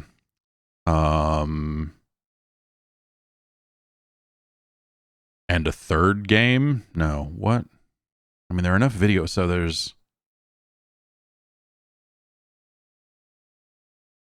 I don't know what all of these are. Was this on here before? I don't know. The dates on these are all weird, too. It says January 1st, 2014, because whatever they recorded it on did not have the date set right. So let me open these and see what's what. And see if they even play. Oh, my God. Does this have fucking mic audio in it? Okay. Oh, my God. That's terrible. All right, well. They have given me footage of the crew that includes my voice in it, which is not going to be useful for some of this stuff, but and it's also not playing properly. Oh, VLC crashed. That's great. Oh, OBS crashed. No, OBS is still there. Okay. Hang on. It decided to... Oh, geez.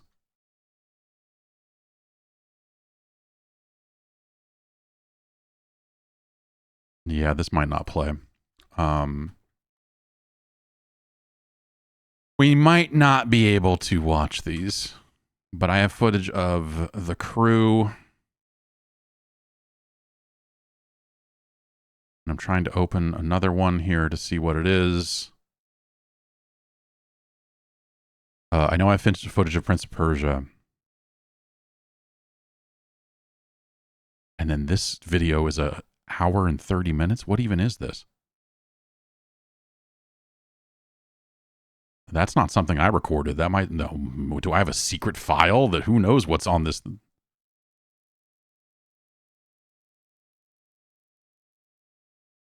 Okay, this would appear to be an hour and a half of footage of a desktop that then... Oh, it's Immortals Phoenix Rising. Apparently was already on this hard drive from before. They gave me an SSD. And oh, sorry. Is this automatically coming in? Are you seeing it over there? Do I already have VLC set to capture? So you're already seeing this? Yeah, you are. Okay. So yeah, this was on the SSD they gave me. But also, yeah, since it's fucking ProRes, it's probably not gonna run well. Okay, well, let's delete that. We don't need that.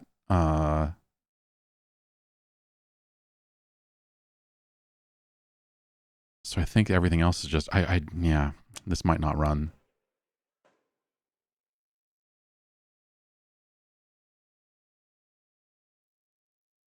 Man, okay. So I'll have to render this down or make sure it's... I'll have to do something with this.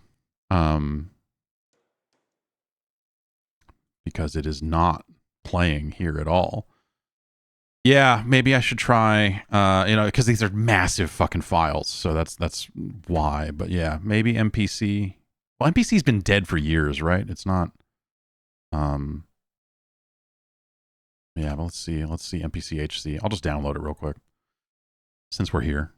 But that, yeah, I mean, that thing hasn't been updated since, what, 2017? Yes, in fact, I'm now looking at a page for MPC that says, don't use this.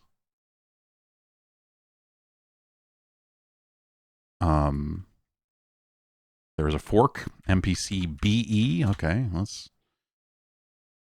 SourceForge, huh? All right.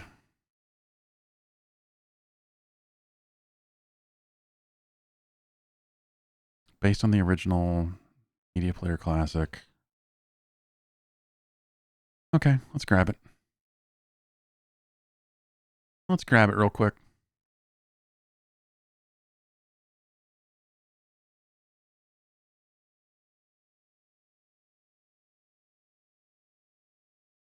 Is this portable or is this an installer? It's an installer. Okay. Anyway, so we'll get to the footage here maybe. But I guess either way, I would say I came away from Prince of Persia very much wanting to play that game. It is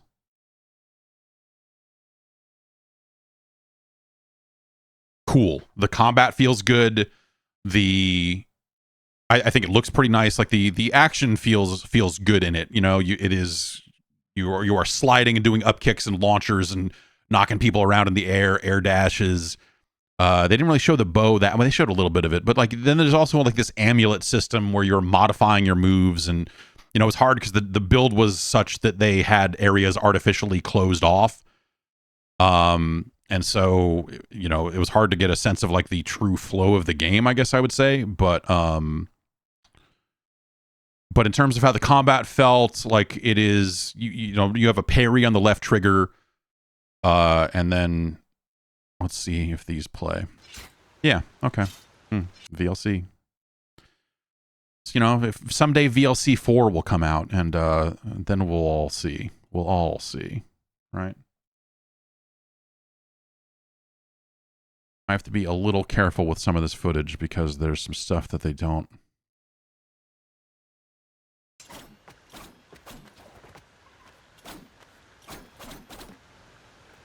Well, let's see if this is going to come in at all. Maybe not. Okay.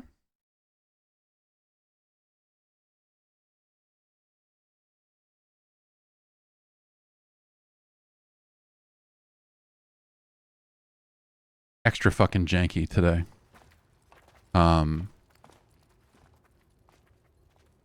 Stay sharp. Prince Hassan can't be far now. Something's not right here. We must proceed with caution. Sure, men are like what is happening? Can scurry from shadow to shadow like frightened vermin. I'm serious, Orod. Okay. There's a strange presence here. I can feel it too. There's only one way to find out. Let's go then.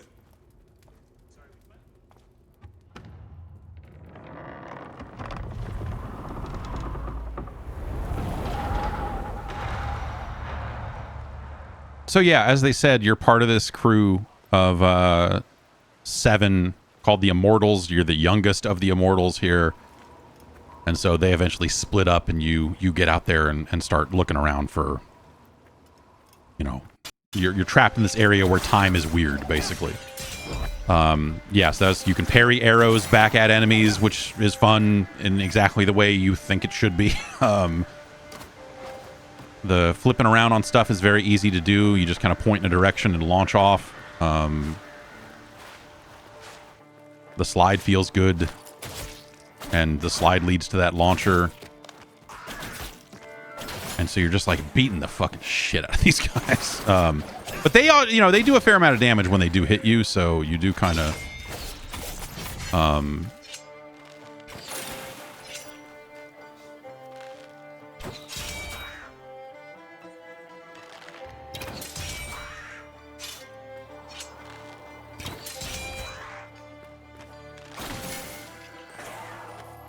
Someone in the chat here says the problem is he looks like he's Egyptian and he's from Persia. Well, this guy is not the Prince of Persia. You are looking for the Prince of Persia. This guy is one of the Immortals, and you don't really know that much about him at this point. So you're a dude. These guys got shields. You know, like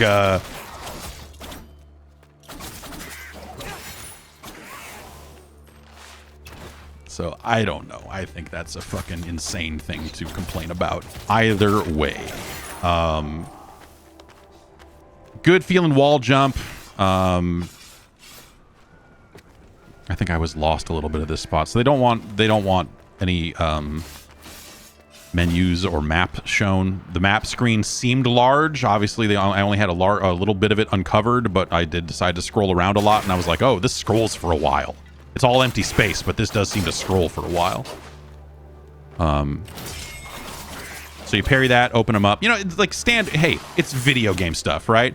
But I think I'll skip forward a little bit more here. I think the combat's got a really nice feel. Like all the movement stuff felt nice and tight. Yeah, I came away from this feeling pretty damn good about it in terms of like, hey, here's a Metroidvania.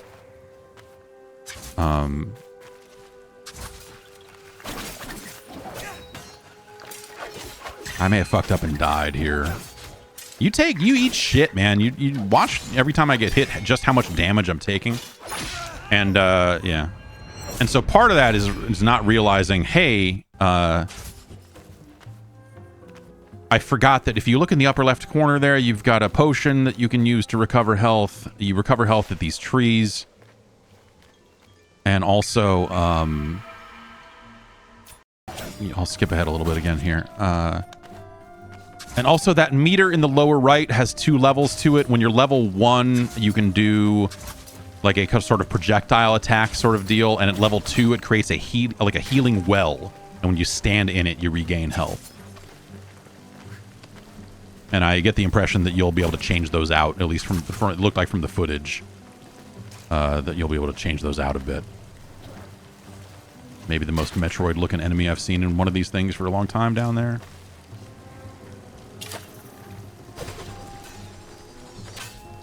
With the projectiles, if you want to fire rapid shots, it depletes your ammo there, that 10 out of 10. If you hold it down to charge, you're throwing out your chakram instead. And so you can do that without burning ammo.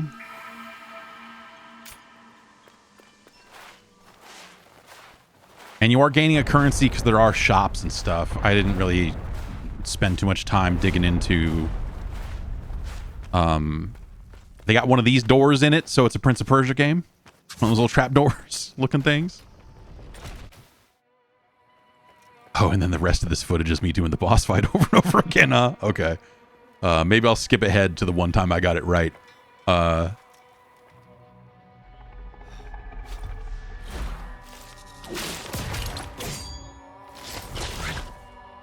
I had to do this fight like 6 times because I didn't know that the healing well existed, and I kept forgetting to use the potion. And also I wasn't parrying. Like there's a... Like you can do parries to most normal attacks. There's a, you know, a different colored attack that you know, like, oh, hey, that's... I can't parry those. You know, again, standard stuff. But there's a middle ground where there's like a yellow glint where if you parry those, it's sort of a super parry that then opens them up for more damage. And so I didn't try parrying any of this guy's attacks for the first handful of times I did it.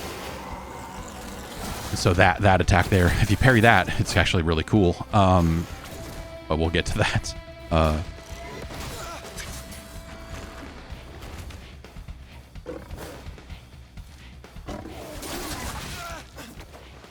But you see, he's getting me with these swipes, and I'm just eating shit. Like, look at the health meter every time I take a hit. It's bad.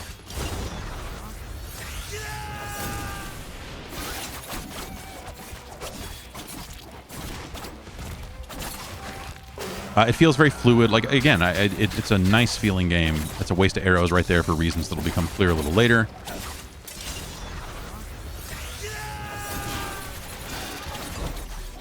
One thing I might say is you might get tired of that scream because you find yourself doing that move a lot.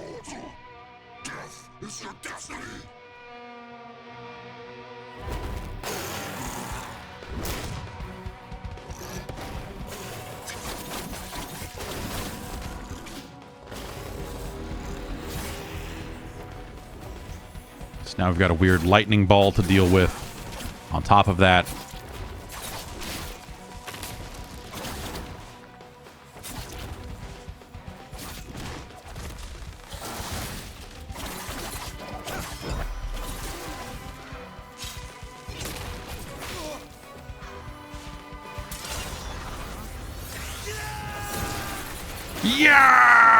Yeah, maybe a little too much of that, honestly. But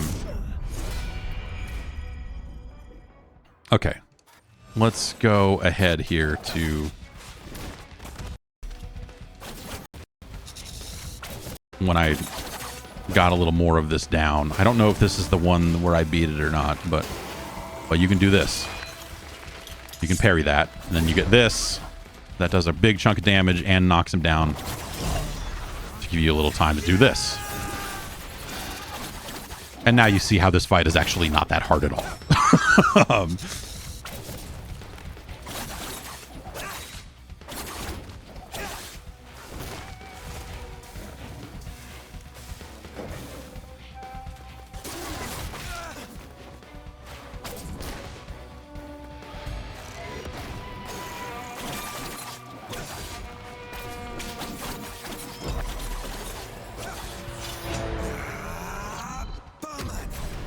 There's a healing well. I think the first time I used it, I did not realize that you needed to, like, that it was a healing well and not just a heal. I was like, oh, I need to stand in that, huh? I need to stand in that if I want the heal.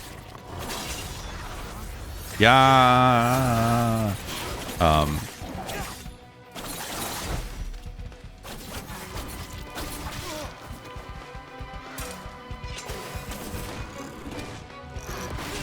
So yeah, I think this game looks fucking cool as hell. You know, it'll be like a good smaller, like, you know, Prince of Persia was a 2D game. Sometimes I also did that attack facing the wrong way. I'm gonna say because the stick was a little loose.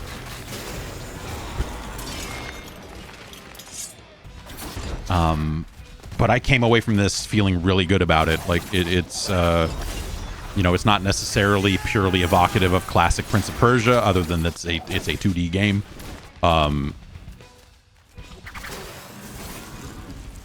You know, it's not that type of game. It's not a flashback. It's not a Prince of Persia. I mean, you know, I guess they kind of invented the form in a lot of ways.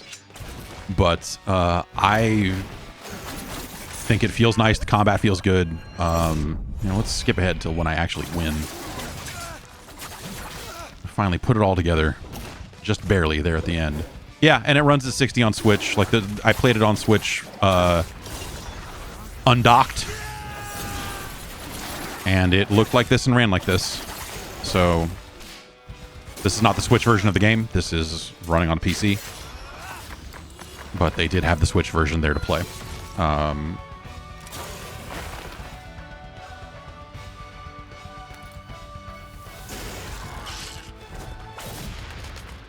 And then a little Metroid style, modern Metroid style final kill animation here at the end of the fight.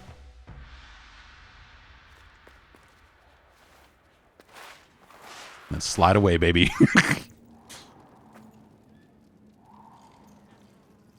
then you find a feather, and that's the end of the demo. But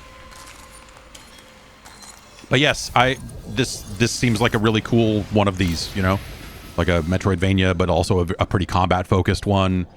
I don't really know what sort of abilities and stuff you will get over time to, you know, to do the Metroidvania thing, really, but or if it's really more focused on. Oh, I didn't realize that there's mic audio and all. There's mic audio in all this footage. I can't believe it. Who would want that?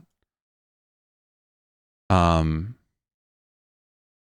we'll probably mute the crew because it's a lot of, yeah, I don't know.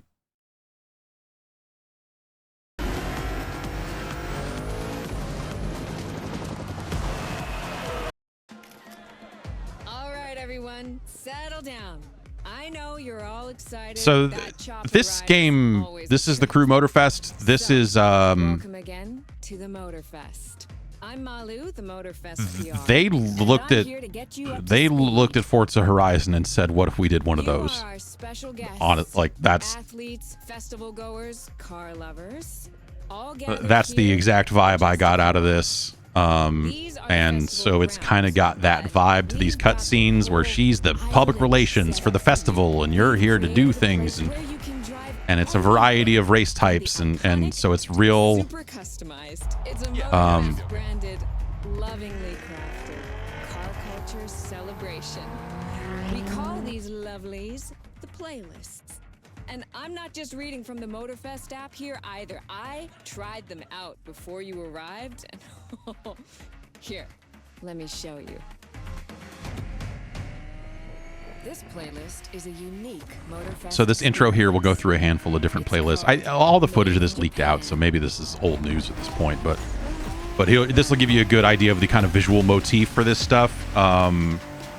You know, for this Made in Japan playlist, they color the streets this way. And you've got the billboards and dragons and... Made in Japan is the way to experience Japanese car culture. And this kind of lighting treatment and stuff. From mountain peaks to city streets, this neon journey is not one to miss. Yeah, so this one is blue. This is the blue one. But I think, you know, this we're playing this on a PC here. I'm using a controller, a PlayStation 5 controller. Really good trigger effect stuff for, you know, a driving game. Doing all of the trigger stuff that you kind of want out of a driving game. Right in the center of all the action, racing these Japanese drift And a good masters. sense of speed. I think it felt pretty good. No inside the car camera. No, I just don't like fucking driving cockpit view. And I think in one of the races I do toggle through the views. It does have cockpits. But fuck that. This camera view is the default in a lot of these games for a reason. Are the other cars bots or people? This is all single player. This is all single player stuff. But it is a live game, so you are connected to, you know, when you're out in the open world. So that's the thing we're not going to see here really is any kind of open world stuff. The guy sitting with me basically warped me to the next event and kind of, you know, so I didn't drive around the open world at all really.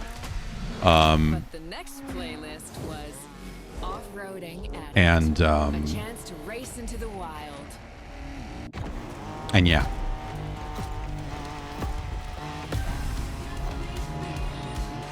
Yeah, this feels like a calculated, like, hey, Forza's only on one platform.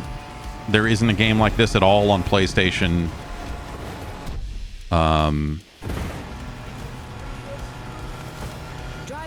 So what makes this a playlist and not a racetrack? A playlist is a group of 8 events. So when you're doing the playlist, it's really just, it's a series, it's a cup, it's, you know, it's their word for that.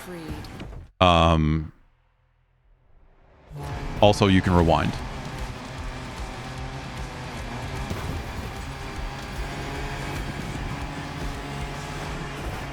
But yeah, this really feels like, and I, you know, that's weird in some ways.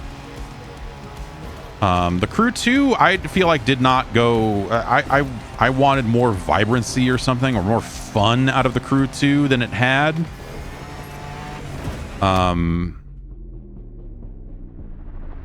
This feels like it has more of that. And also, yeah, it does have this kind of budget Forza Horizon vibe to it for sure.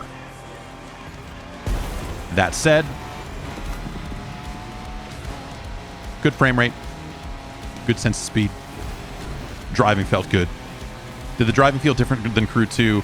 I don't know that I can really speak to that because I have not played Crew 2 since like the month it came out, and maybe like one more time since then. So it's hard as a comparison point for me because it's just been so long. But I will say I remember not really liking how the Crew 2 felt behind the wheel. So I remember that game feeling pretty bad. This, I think, feels fine. This feels as you would expect it to. Was I able to get a sense of how the new and old and normal or sport car split was? Not really, because we're seeing reward cars that you get at the end of the playlists, and we're seeing you know, canned events, and so no, I didn't really get to dig into the menus or see how you acquired cars or whatever. See over on the left, no nitro in these events, and also tire wear is a thing. So here you've got pit stops to change out tires and stuff. This was my least favorite of the disciplines, just in terms of, I don't really like open wheel racing all that much. I think it's whack. Not a fan.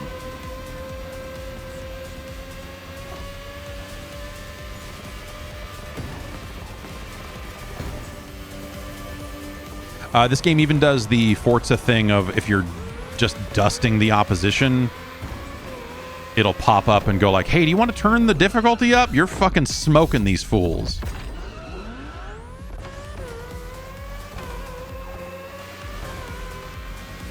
This is a game set in a specific country. This is Hawaii. Oahu specifically. Is there no plane or boat stuff in this one? Not that I've seen, but hey, they'll support this game for like 9 years, and by the end of it, you'll be fucking a spaceship or something. I don't know.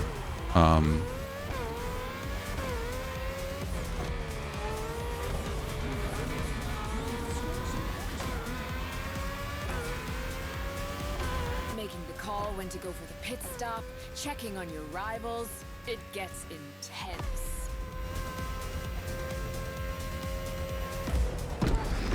Also, I guess I should say that all the music in this is the non-licensed stuff. They had their like streamer mode thing turned on. But they did say that, like, hey, you know, basically the style of music changes depending on what kind of playlist you're in. So in the Japanese playlist, it'll, you know, like, they're saying it'll kind of be appropriate. And so when you get into this vintage racing, it will have, I don't know, I have no idea. The fucking Beach Boys, I don't know. They got bootleg ass sounding Beach Boys in some of these vintage races. Surf tunes. I do think it's weird that when you get into this one, I like the color, the tinge they're doing here. Obviously, there's no mini map, which I didn't realize until I blew some turns and went like, oh right. And these cars are fucking heavy, or maybe not this one, but like you'll see when I'll skip forward in a little bit here. Outside of some collector car park, when would you ever get a chance to take these venerable legends for a spin? That's how a normal person talks. Venerable legends. That's a sentence just a person says when they're talking about a thing they're excited about. Taste of an age where there was no nitro to boost you and no GPS to guide you. Feels strangely comforting. You know, that like there's stuff they do for these visual styles that I think I like the idea of it, but I think the execution is corny in spots. Like the dragons and lanterns for the Japanese races. It's like, okay, that's almost... And this one, we put balloons in the sky that say 60s. You're like, yeah, okay. That's stupid. But the idea of the visual filters and some of the other stuff they're doing is good. Like I said, I just don't think that they've executed all that well on it because some of it's pretty fucking corny. Playlist is legendary. Lamborghini, a playlist. And then they kept talking about. I'm surprised. I don't. My understanding is that they had one of these cars there in the building. That was what the dude said when I was playing this. He said like, "Oh yeah, you know, we'll have the car on Monday. The car will be here on Monday." I was like, "Okay." Like I didn't tell him I'm not going to be here on Monday. I'm just here right. That's why I'm here right now.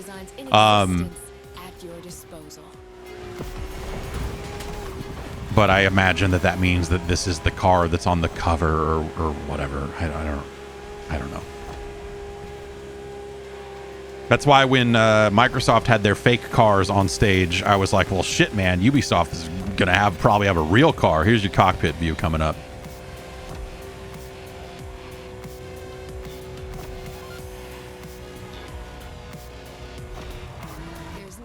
Look at my great jacket.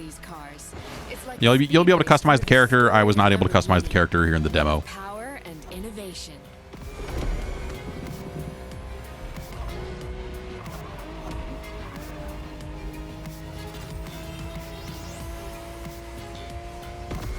Riding the full roster of these legends was a rare privilege.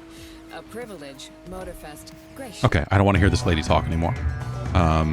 Okay, so you see some dev UI. Oh, this is the only open world I was able to do is right here. We put this playlist together to give you a taste of Japanese racing culture.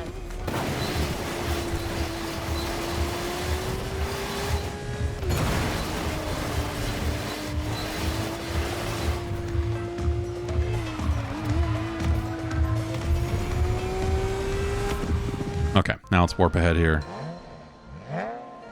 So they kind of like they have these little videos that set up the playlist here that they made. And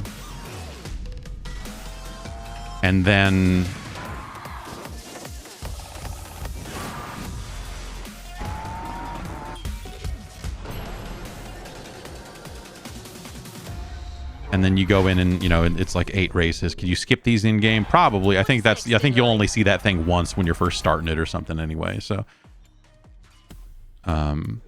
So normally you would have to drop, you know, it's an open world game, so normally you would go do a thing, but you know, since this is a beta build, he's jumping me around.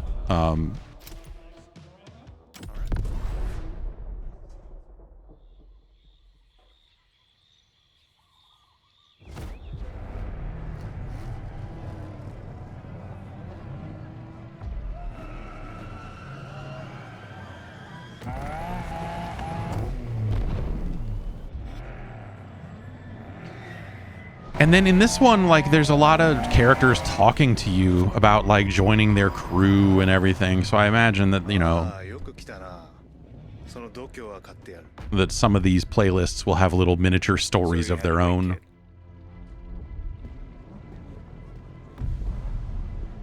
Hi, we're card people. Want to show us what you can do? Try this guy then.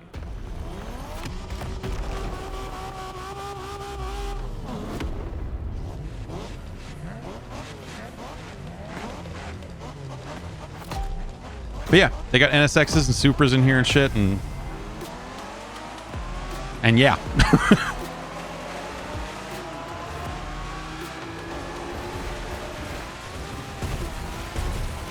Alright, kiddo, game on. We're going for some proper Japanese street racing. In Hawaii. Let's show them, guys. Gotcha. Got it. Sure. Keep in mind, the entire game is set in Hawaii. But yeah, I don't know. It felt good. It seemed like it could be fun. You know, like it felt like a fun driving game. So, for as much as I think that some of the visual motif stuff is, like I said, a little on the nose in some spots, and like someone sat down and said, "We want to make Japanese racing. What do we do? Put dragons and lanterns?" No pressure at all. Like, that's not, you know, okay, I guess.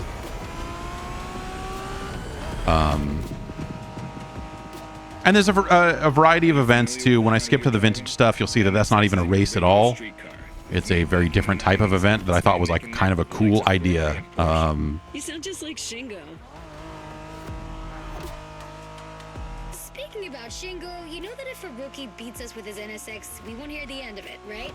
I don't even want to think about giving Shingo the satisfaction. Suck it, Shingo. Win this thing then.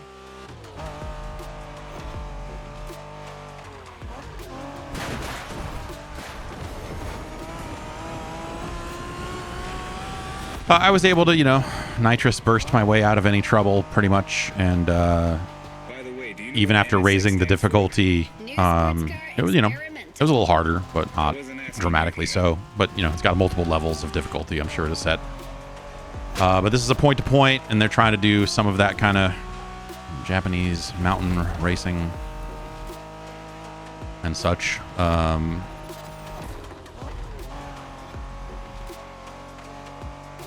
I'll be curious to see what their licensed soundtrack is and how hard it goes when put alongside the, you know, because like each playlist is supposed to have its own soundtrack basically that fits the theme. So you know, Eyes on the road, Hina. they just go license the entirety of the Tokyo Drift soundtrack for these 8 races. I also assume that means that like they'll lean on this visual style more than once, because if they're going to go license a soundtrack for it and everything else, I would think you would.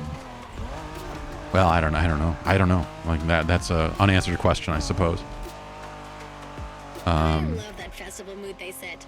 Let's skip ahead to this is another race in this style. I believe this is the last race of the playlist.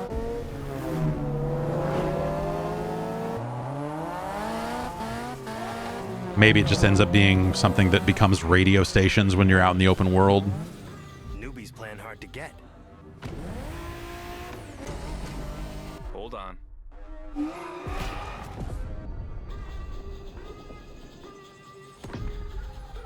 Can you Ridge Racer drift in this? No.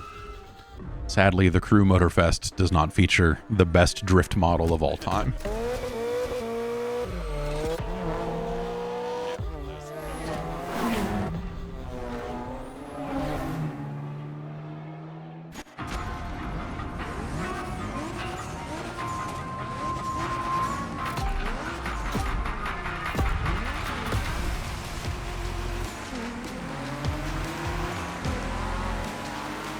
But yeah, I don't know. Good reflections on the cars, good wet streets. Like, you know, it's a fucking nice looking game. I don't know. Like I said, I was not. I felt the Crew 2 was pretty underwhelming when it first came out, and all that. This, for as much as this feels like they sat down and said, let's make a Forza Horizon. There's room for that. I think there are not enough accessible and fun driving games out there anymore. There used to be so fucking many of them. And granted, a lot of them were not good, but there are just not enough games like this anymore. So, like, I feel like I've been pulling for the Crew ever since they first announced the first one, and it never materialized. I feel like the Crew 1 and the Crew 2 never did it for me. Just from a feel perspective, I think.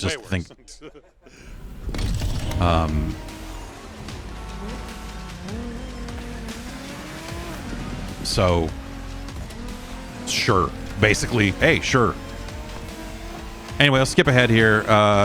We'll get to the reward, the U1. You can hear me talking in the background. I think his mic was turned down, so you probably won't hear him on the recording. You'll just hear me going like a dumbass in spots. But was it slippery because it was wet? Hey, let's not get ahead of ourselves here, huh? It's a fun first arcade-style driving game. There's a reward for... And so is this, again, this, you know, the normal progress would be you would do an open world thing, drive over to where the reward was, but for this build, we are skipping around a bunch. Toyota Supra A80 Special Edition.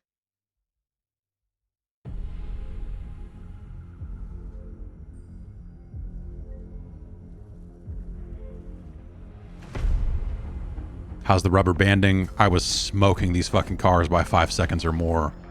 And then after I turned up the difficulty, it was more like 2 seconds. So it did not feel... was that last Need for Speed had like really heavy rubber banding, right? Or like the last couple of Need for Speeds? Are there BBS rims in this? I don't know anything about the customization. I didn't get a chance to look at any of the menus. This was a very focused demo on... First, we're going to let you do this, and then you're going to do this, and then we're going to let you pick from 2 of these. And so did not get to get into any of the menus or any of the customization or any of that sort of stuff. So, these are the vintage. We're now in the vintage race section here, I believe. Oh, right. No. Okay, so this is... For the first month of them, I guess when the game comes out, they're going to have playlists that are added to the game on a regular basis because it's a live game. And the first one of these is going to be American Muscle Cars. So this is the, like, intro video for the... is going to be chock full of spectacle. For the American playlist. 4 weeks of themed events featuring the land of opportunity. Tell the tale of America the only way it can be told. Guns. Oh, cars. Sure. Yeah, cars are, yeah. Barbecue grills, mass shootings, muscle cars. Muscle cars or movie stars, you're going to need to race hard on every track to become a legend.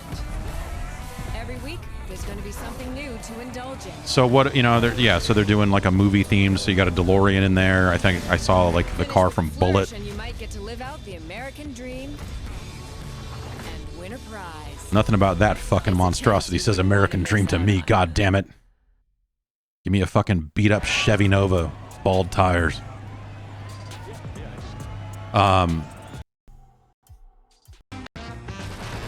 So this is the intro for the vintage playlist. Which again, you see what they're going for. I think some of the text treatments in this video are underdone. I don't know if this is final or not, but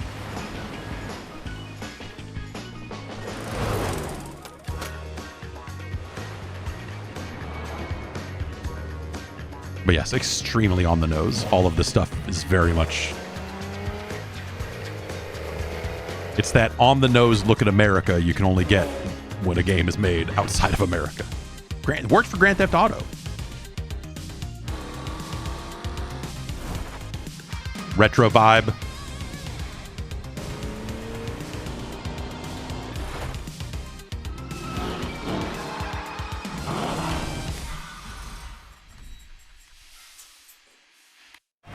So I only did 2 races here, and well, 2 events here. So this is an interesting event here because it's not a race per se.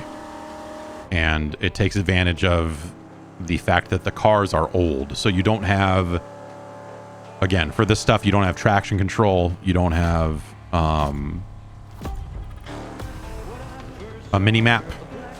And you don't have nitro. But what you do have is these photos telling you where to turn. Hey there. Do you copy? So for your first spin, all you gotta do is follow the instructions and enjoy a smooth At first I thought it was like, well, there's a circle there, so do I stop? And he's like, no, you keep going. And I was, okay. I'm Kai, by the way. It's a neat change. It's a neat change of pace from, you know, kind of how the rest of the races are, right? I think in the context of a larger game. And this isn't, as you'll see when I do the next event, it's not 8 of these in a row. You know, it's this, and then the next one I did is just a race. So I don't get the impression that it's going to be like, hey, here's a bunch of this stuff. I've been willing to meet you. On Motorfest ground, they say you're quite the driver.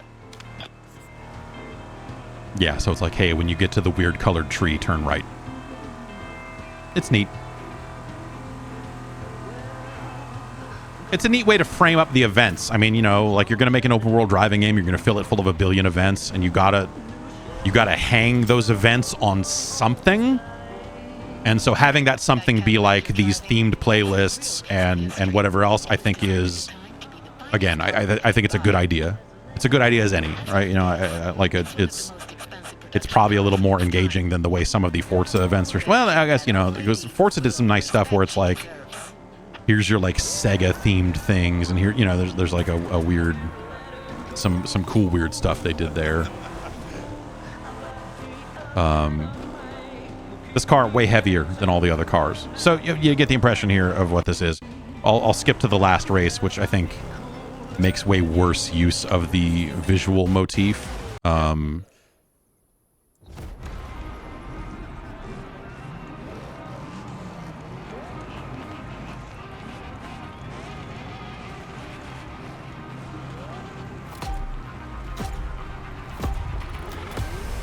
And so now you get to drive an F40.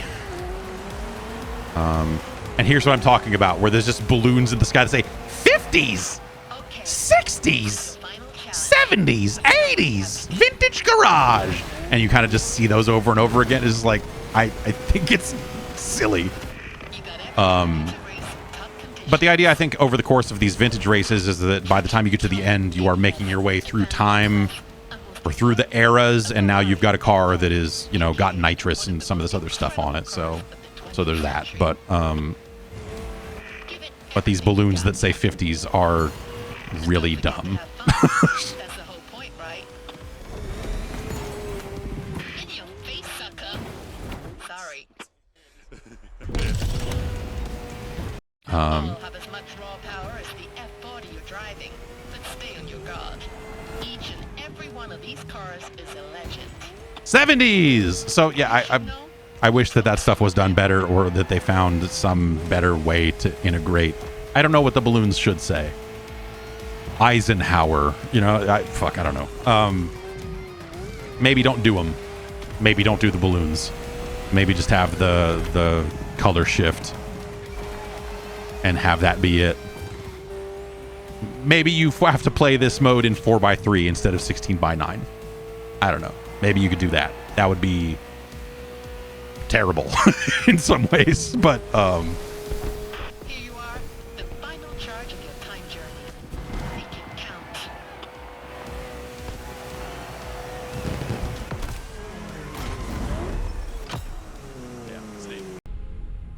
and so here's the reward car you get for beating that playlist.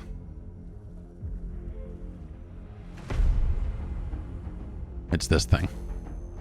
It's this Cobra.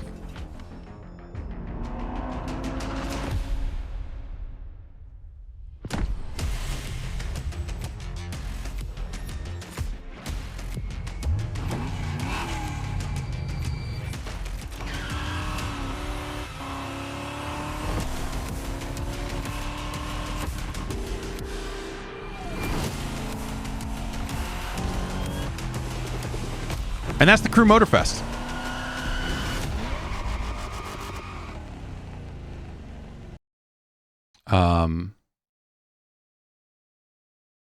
It felt good, like I said, you know. It seems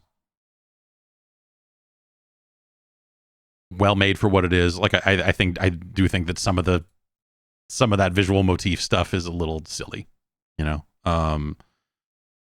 And then I have a little bit of footage of the Division Resurgence,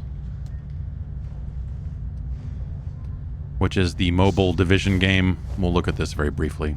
There's probably a lot of that up front here. I guess it is a more connected game than the actual Division games were, because you are seeing more human players in the world. This game is basically reusing the map from the New York map from Division 1 with some new areas, I believe. And it felt like a fairly standard Division situation. I used a controller here. It does have a touch interface. But fuck that. And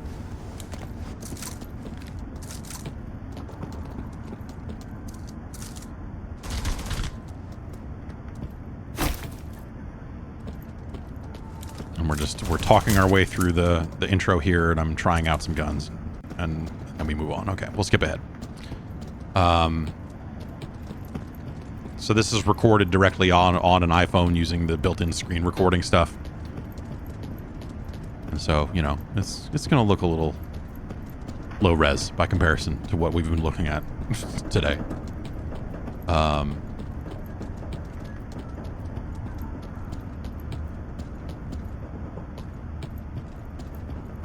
I really like the Division, and this feels like a pretty faithful Division game.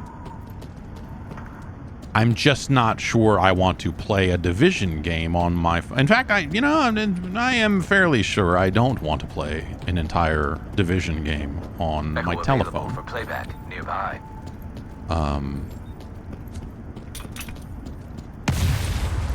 You know, all the things you would expect in terms of like, hey, let's put a Division game on phones. They had to rethink session length and, you know, have some objectives in there that are a little shorter for people that are not going to be sitting down and playing the game for a few hours. But yeah, you know, this game is set after the events of Division 1. And it is set in New York. So it sounds like some of the characters and some of the plot lines from Division 1 are maybe touched on a little bit here, but not necessarily. You know, it does have its own story. It has its own set of missions and so on and so forth. You know, it's, again, not... I don't think it'll be a huge surprise that is the stuff they're doing. We're playing two players here. I'm not 15 anymore. I'm not sure you really need it here, but a little backup is always welcome. How can you be so sure the Freemen aren't behind this? The Freemen, I guess, is a new faction. We should go below before. But I think we're mostly fighting cleaners here. The filtration system is not far.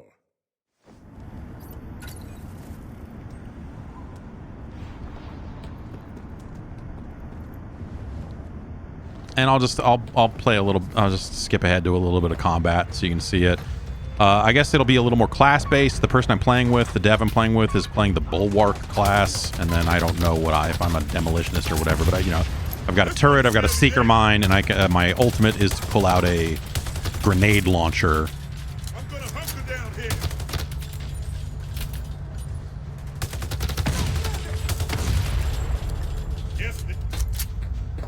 And basically we're escorting this dude around while he fixes some water pumps. You know, some real Division type shit. You know, some guy's like, the water is fucked. I gotta do this. What's the monetization plan? Great question. I don't know. You know, they weren't really getting into the specific. I imagine it's free to play, and you can probably buy a lot of cosmetics if you so choose, and battle passes and whatever else. But that's my guess. But yeah, I was playing this with an Xbox controller because, again, I don't want to play this on a phone. I don't want to play this on a touch screen, rather.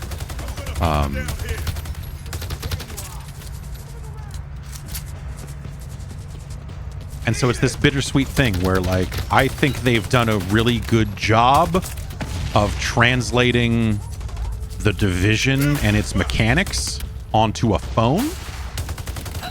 Like, this is well made, you know, on the small phone screen. Sometimes it's a little harder to line up shots on these shield guys. But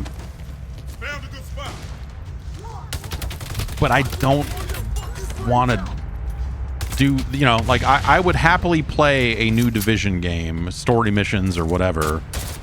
Well, maybe not happily, you know, if it was just like, here's Division 1 map again, that might be kind of a bummer a little bit. But I am very excited to play a new Division game, I guess I would say. But I don't want to do that on a phone. And this is Kelly. Those lunatics making a comeback is about as welcome as you know, I would prefer an all-new environment and story and all that sort of stuff. But again, I think for what this is in terms of a post-Division 1 reuse of some of those assets and so on and so forth, and you know, you look at it and go like, seems like an extremely well-made thing that is just not quite in a format that I especially want to engage with. But you know, same basic mission design, ammo crates before open areas full of combat, and over again until you fight a big guy. I'll skip ahead to the end here. There's a boss. There! Torch the vermin!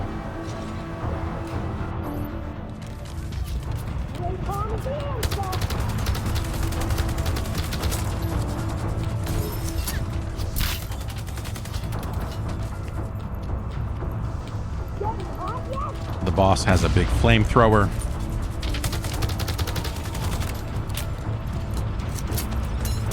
I believe we failed the first time and then tried it again. Sounds like we got a little bit further in the demo than most people were getting. Or maybe he was just saying that to make me feel good. Who can say?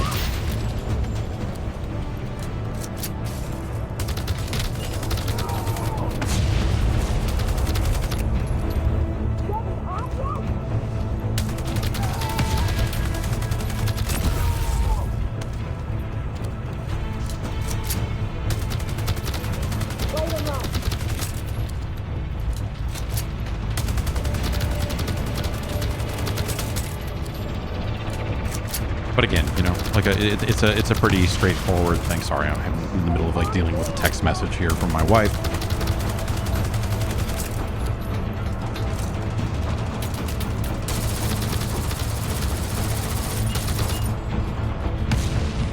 The plan is to cover Capcom. That's not for another few hours. So after this, I'm gonna bid you farewell for a while, and then I'll try to come back right before Capcom starts at 3 p.m. Pacific.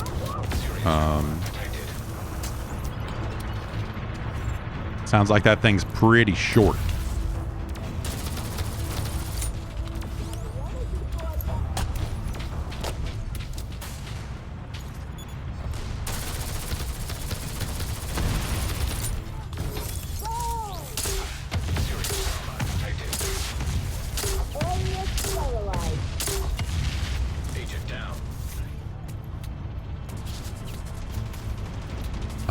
Yeah, so I went down here. He managed to finish the fight and then come and save me, and we got the thing done.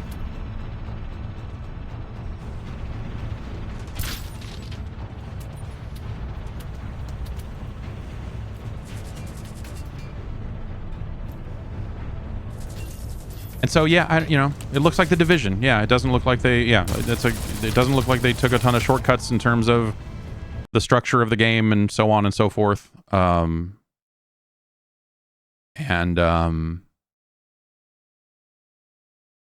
that's cool. Again, like it seems like they're doing a really good job of translating this experience to phones. But again, I just, to go back to it here, I just don't know that this is something I want to play on a phone. See down there, obviously, that's a beta build. Running at 30 on highest graphical quality, according to the thing there in the corner. And yeah, it's The Division and runs on a phone. That's pretty straightforward, I think. Yeah, that's pretty much what I saw. I saw most of the stuff you saw during the Ubisoft thing. I saw a lot of those, not all of those, but I saw the Assassins segment and some of this other stuff here beforehand. And it was nice to go and play some of the stuff. The Star Wars game was not there in any capacity, so that was something they saved for the press conference. And yeah, I don't know. Like again, I think the console, the throwback Assassin's Creed game looks okay. It's hard to be at all interested in anything related to Avatar because I think that those blue people look fucking stupid. I'm sorry. Like apparently those movies made a ton of money. I don't understand why it looks like the dumbest shit in the world. Every minute of that movie I saw was just like just looked like the stupidest shit in the world. I'm like, what am I doing with my life? So I don't know, but there's some audience for that, I guess. And yeah, what else? I don't know. The crew seems like it'll probably be fine. I don't know, and again, making a bootleg Forza Horizon is shameful, I suppose, but also there's no Forza Horizon or anything quite like it on PlayStation. So that's, it makes sense in some weird way that they are kind of making one of those. You know what I mean? And yeah, that's Ubisoft pretty much. Like I said, if you're watching live, I'll be back in a little bit to talk about Capcom. Just some other housekeeping notes. The Xbox archive should be publishing to YouTube any minute now. If you're watching live, I'm sure by the time you see this on YouTube, that Xbox thing will have probably been posted and taken down again by now. Actually, I wonder if let's look real quick. Maybe the Game Fest stream is back up after me filing my protests or whatever. Yeah, it is. It is in fact live again. So the Summer Game Fest video is up because I checked a bunch of boxes that said, "Nuh-uh, you don't own that." I mean, I'm not saying I do, but you definitely don't.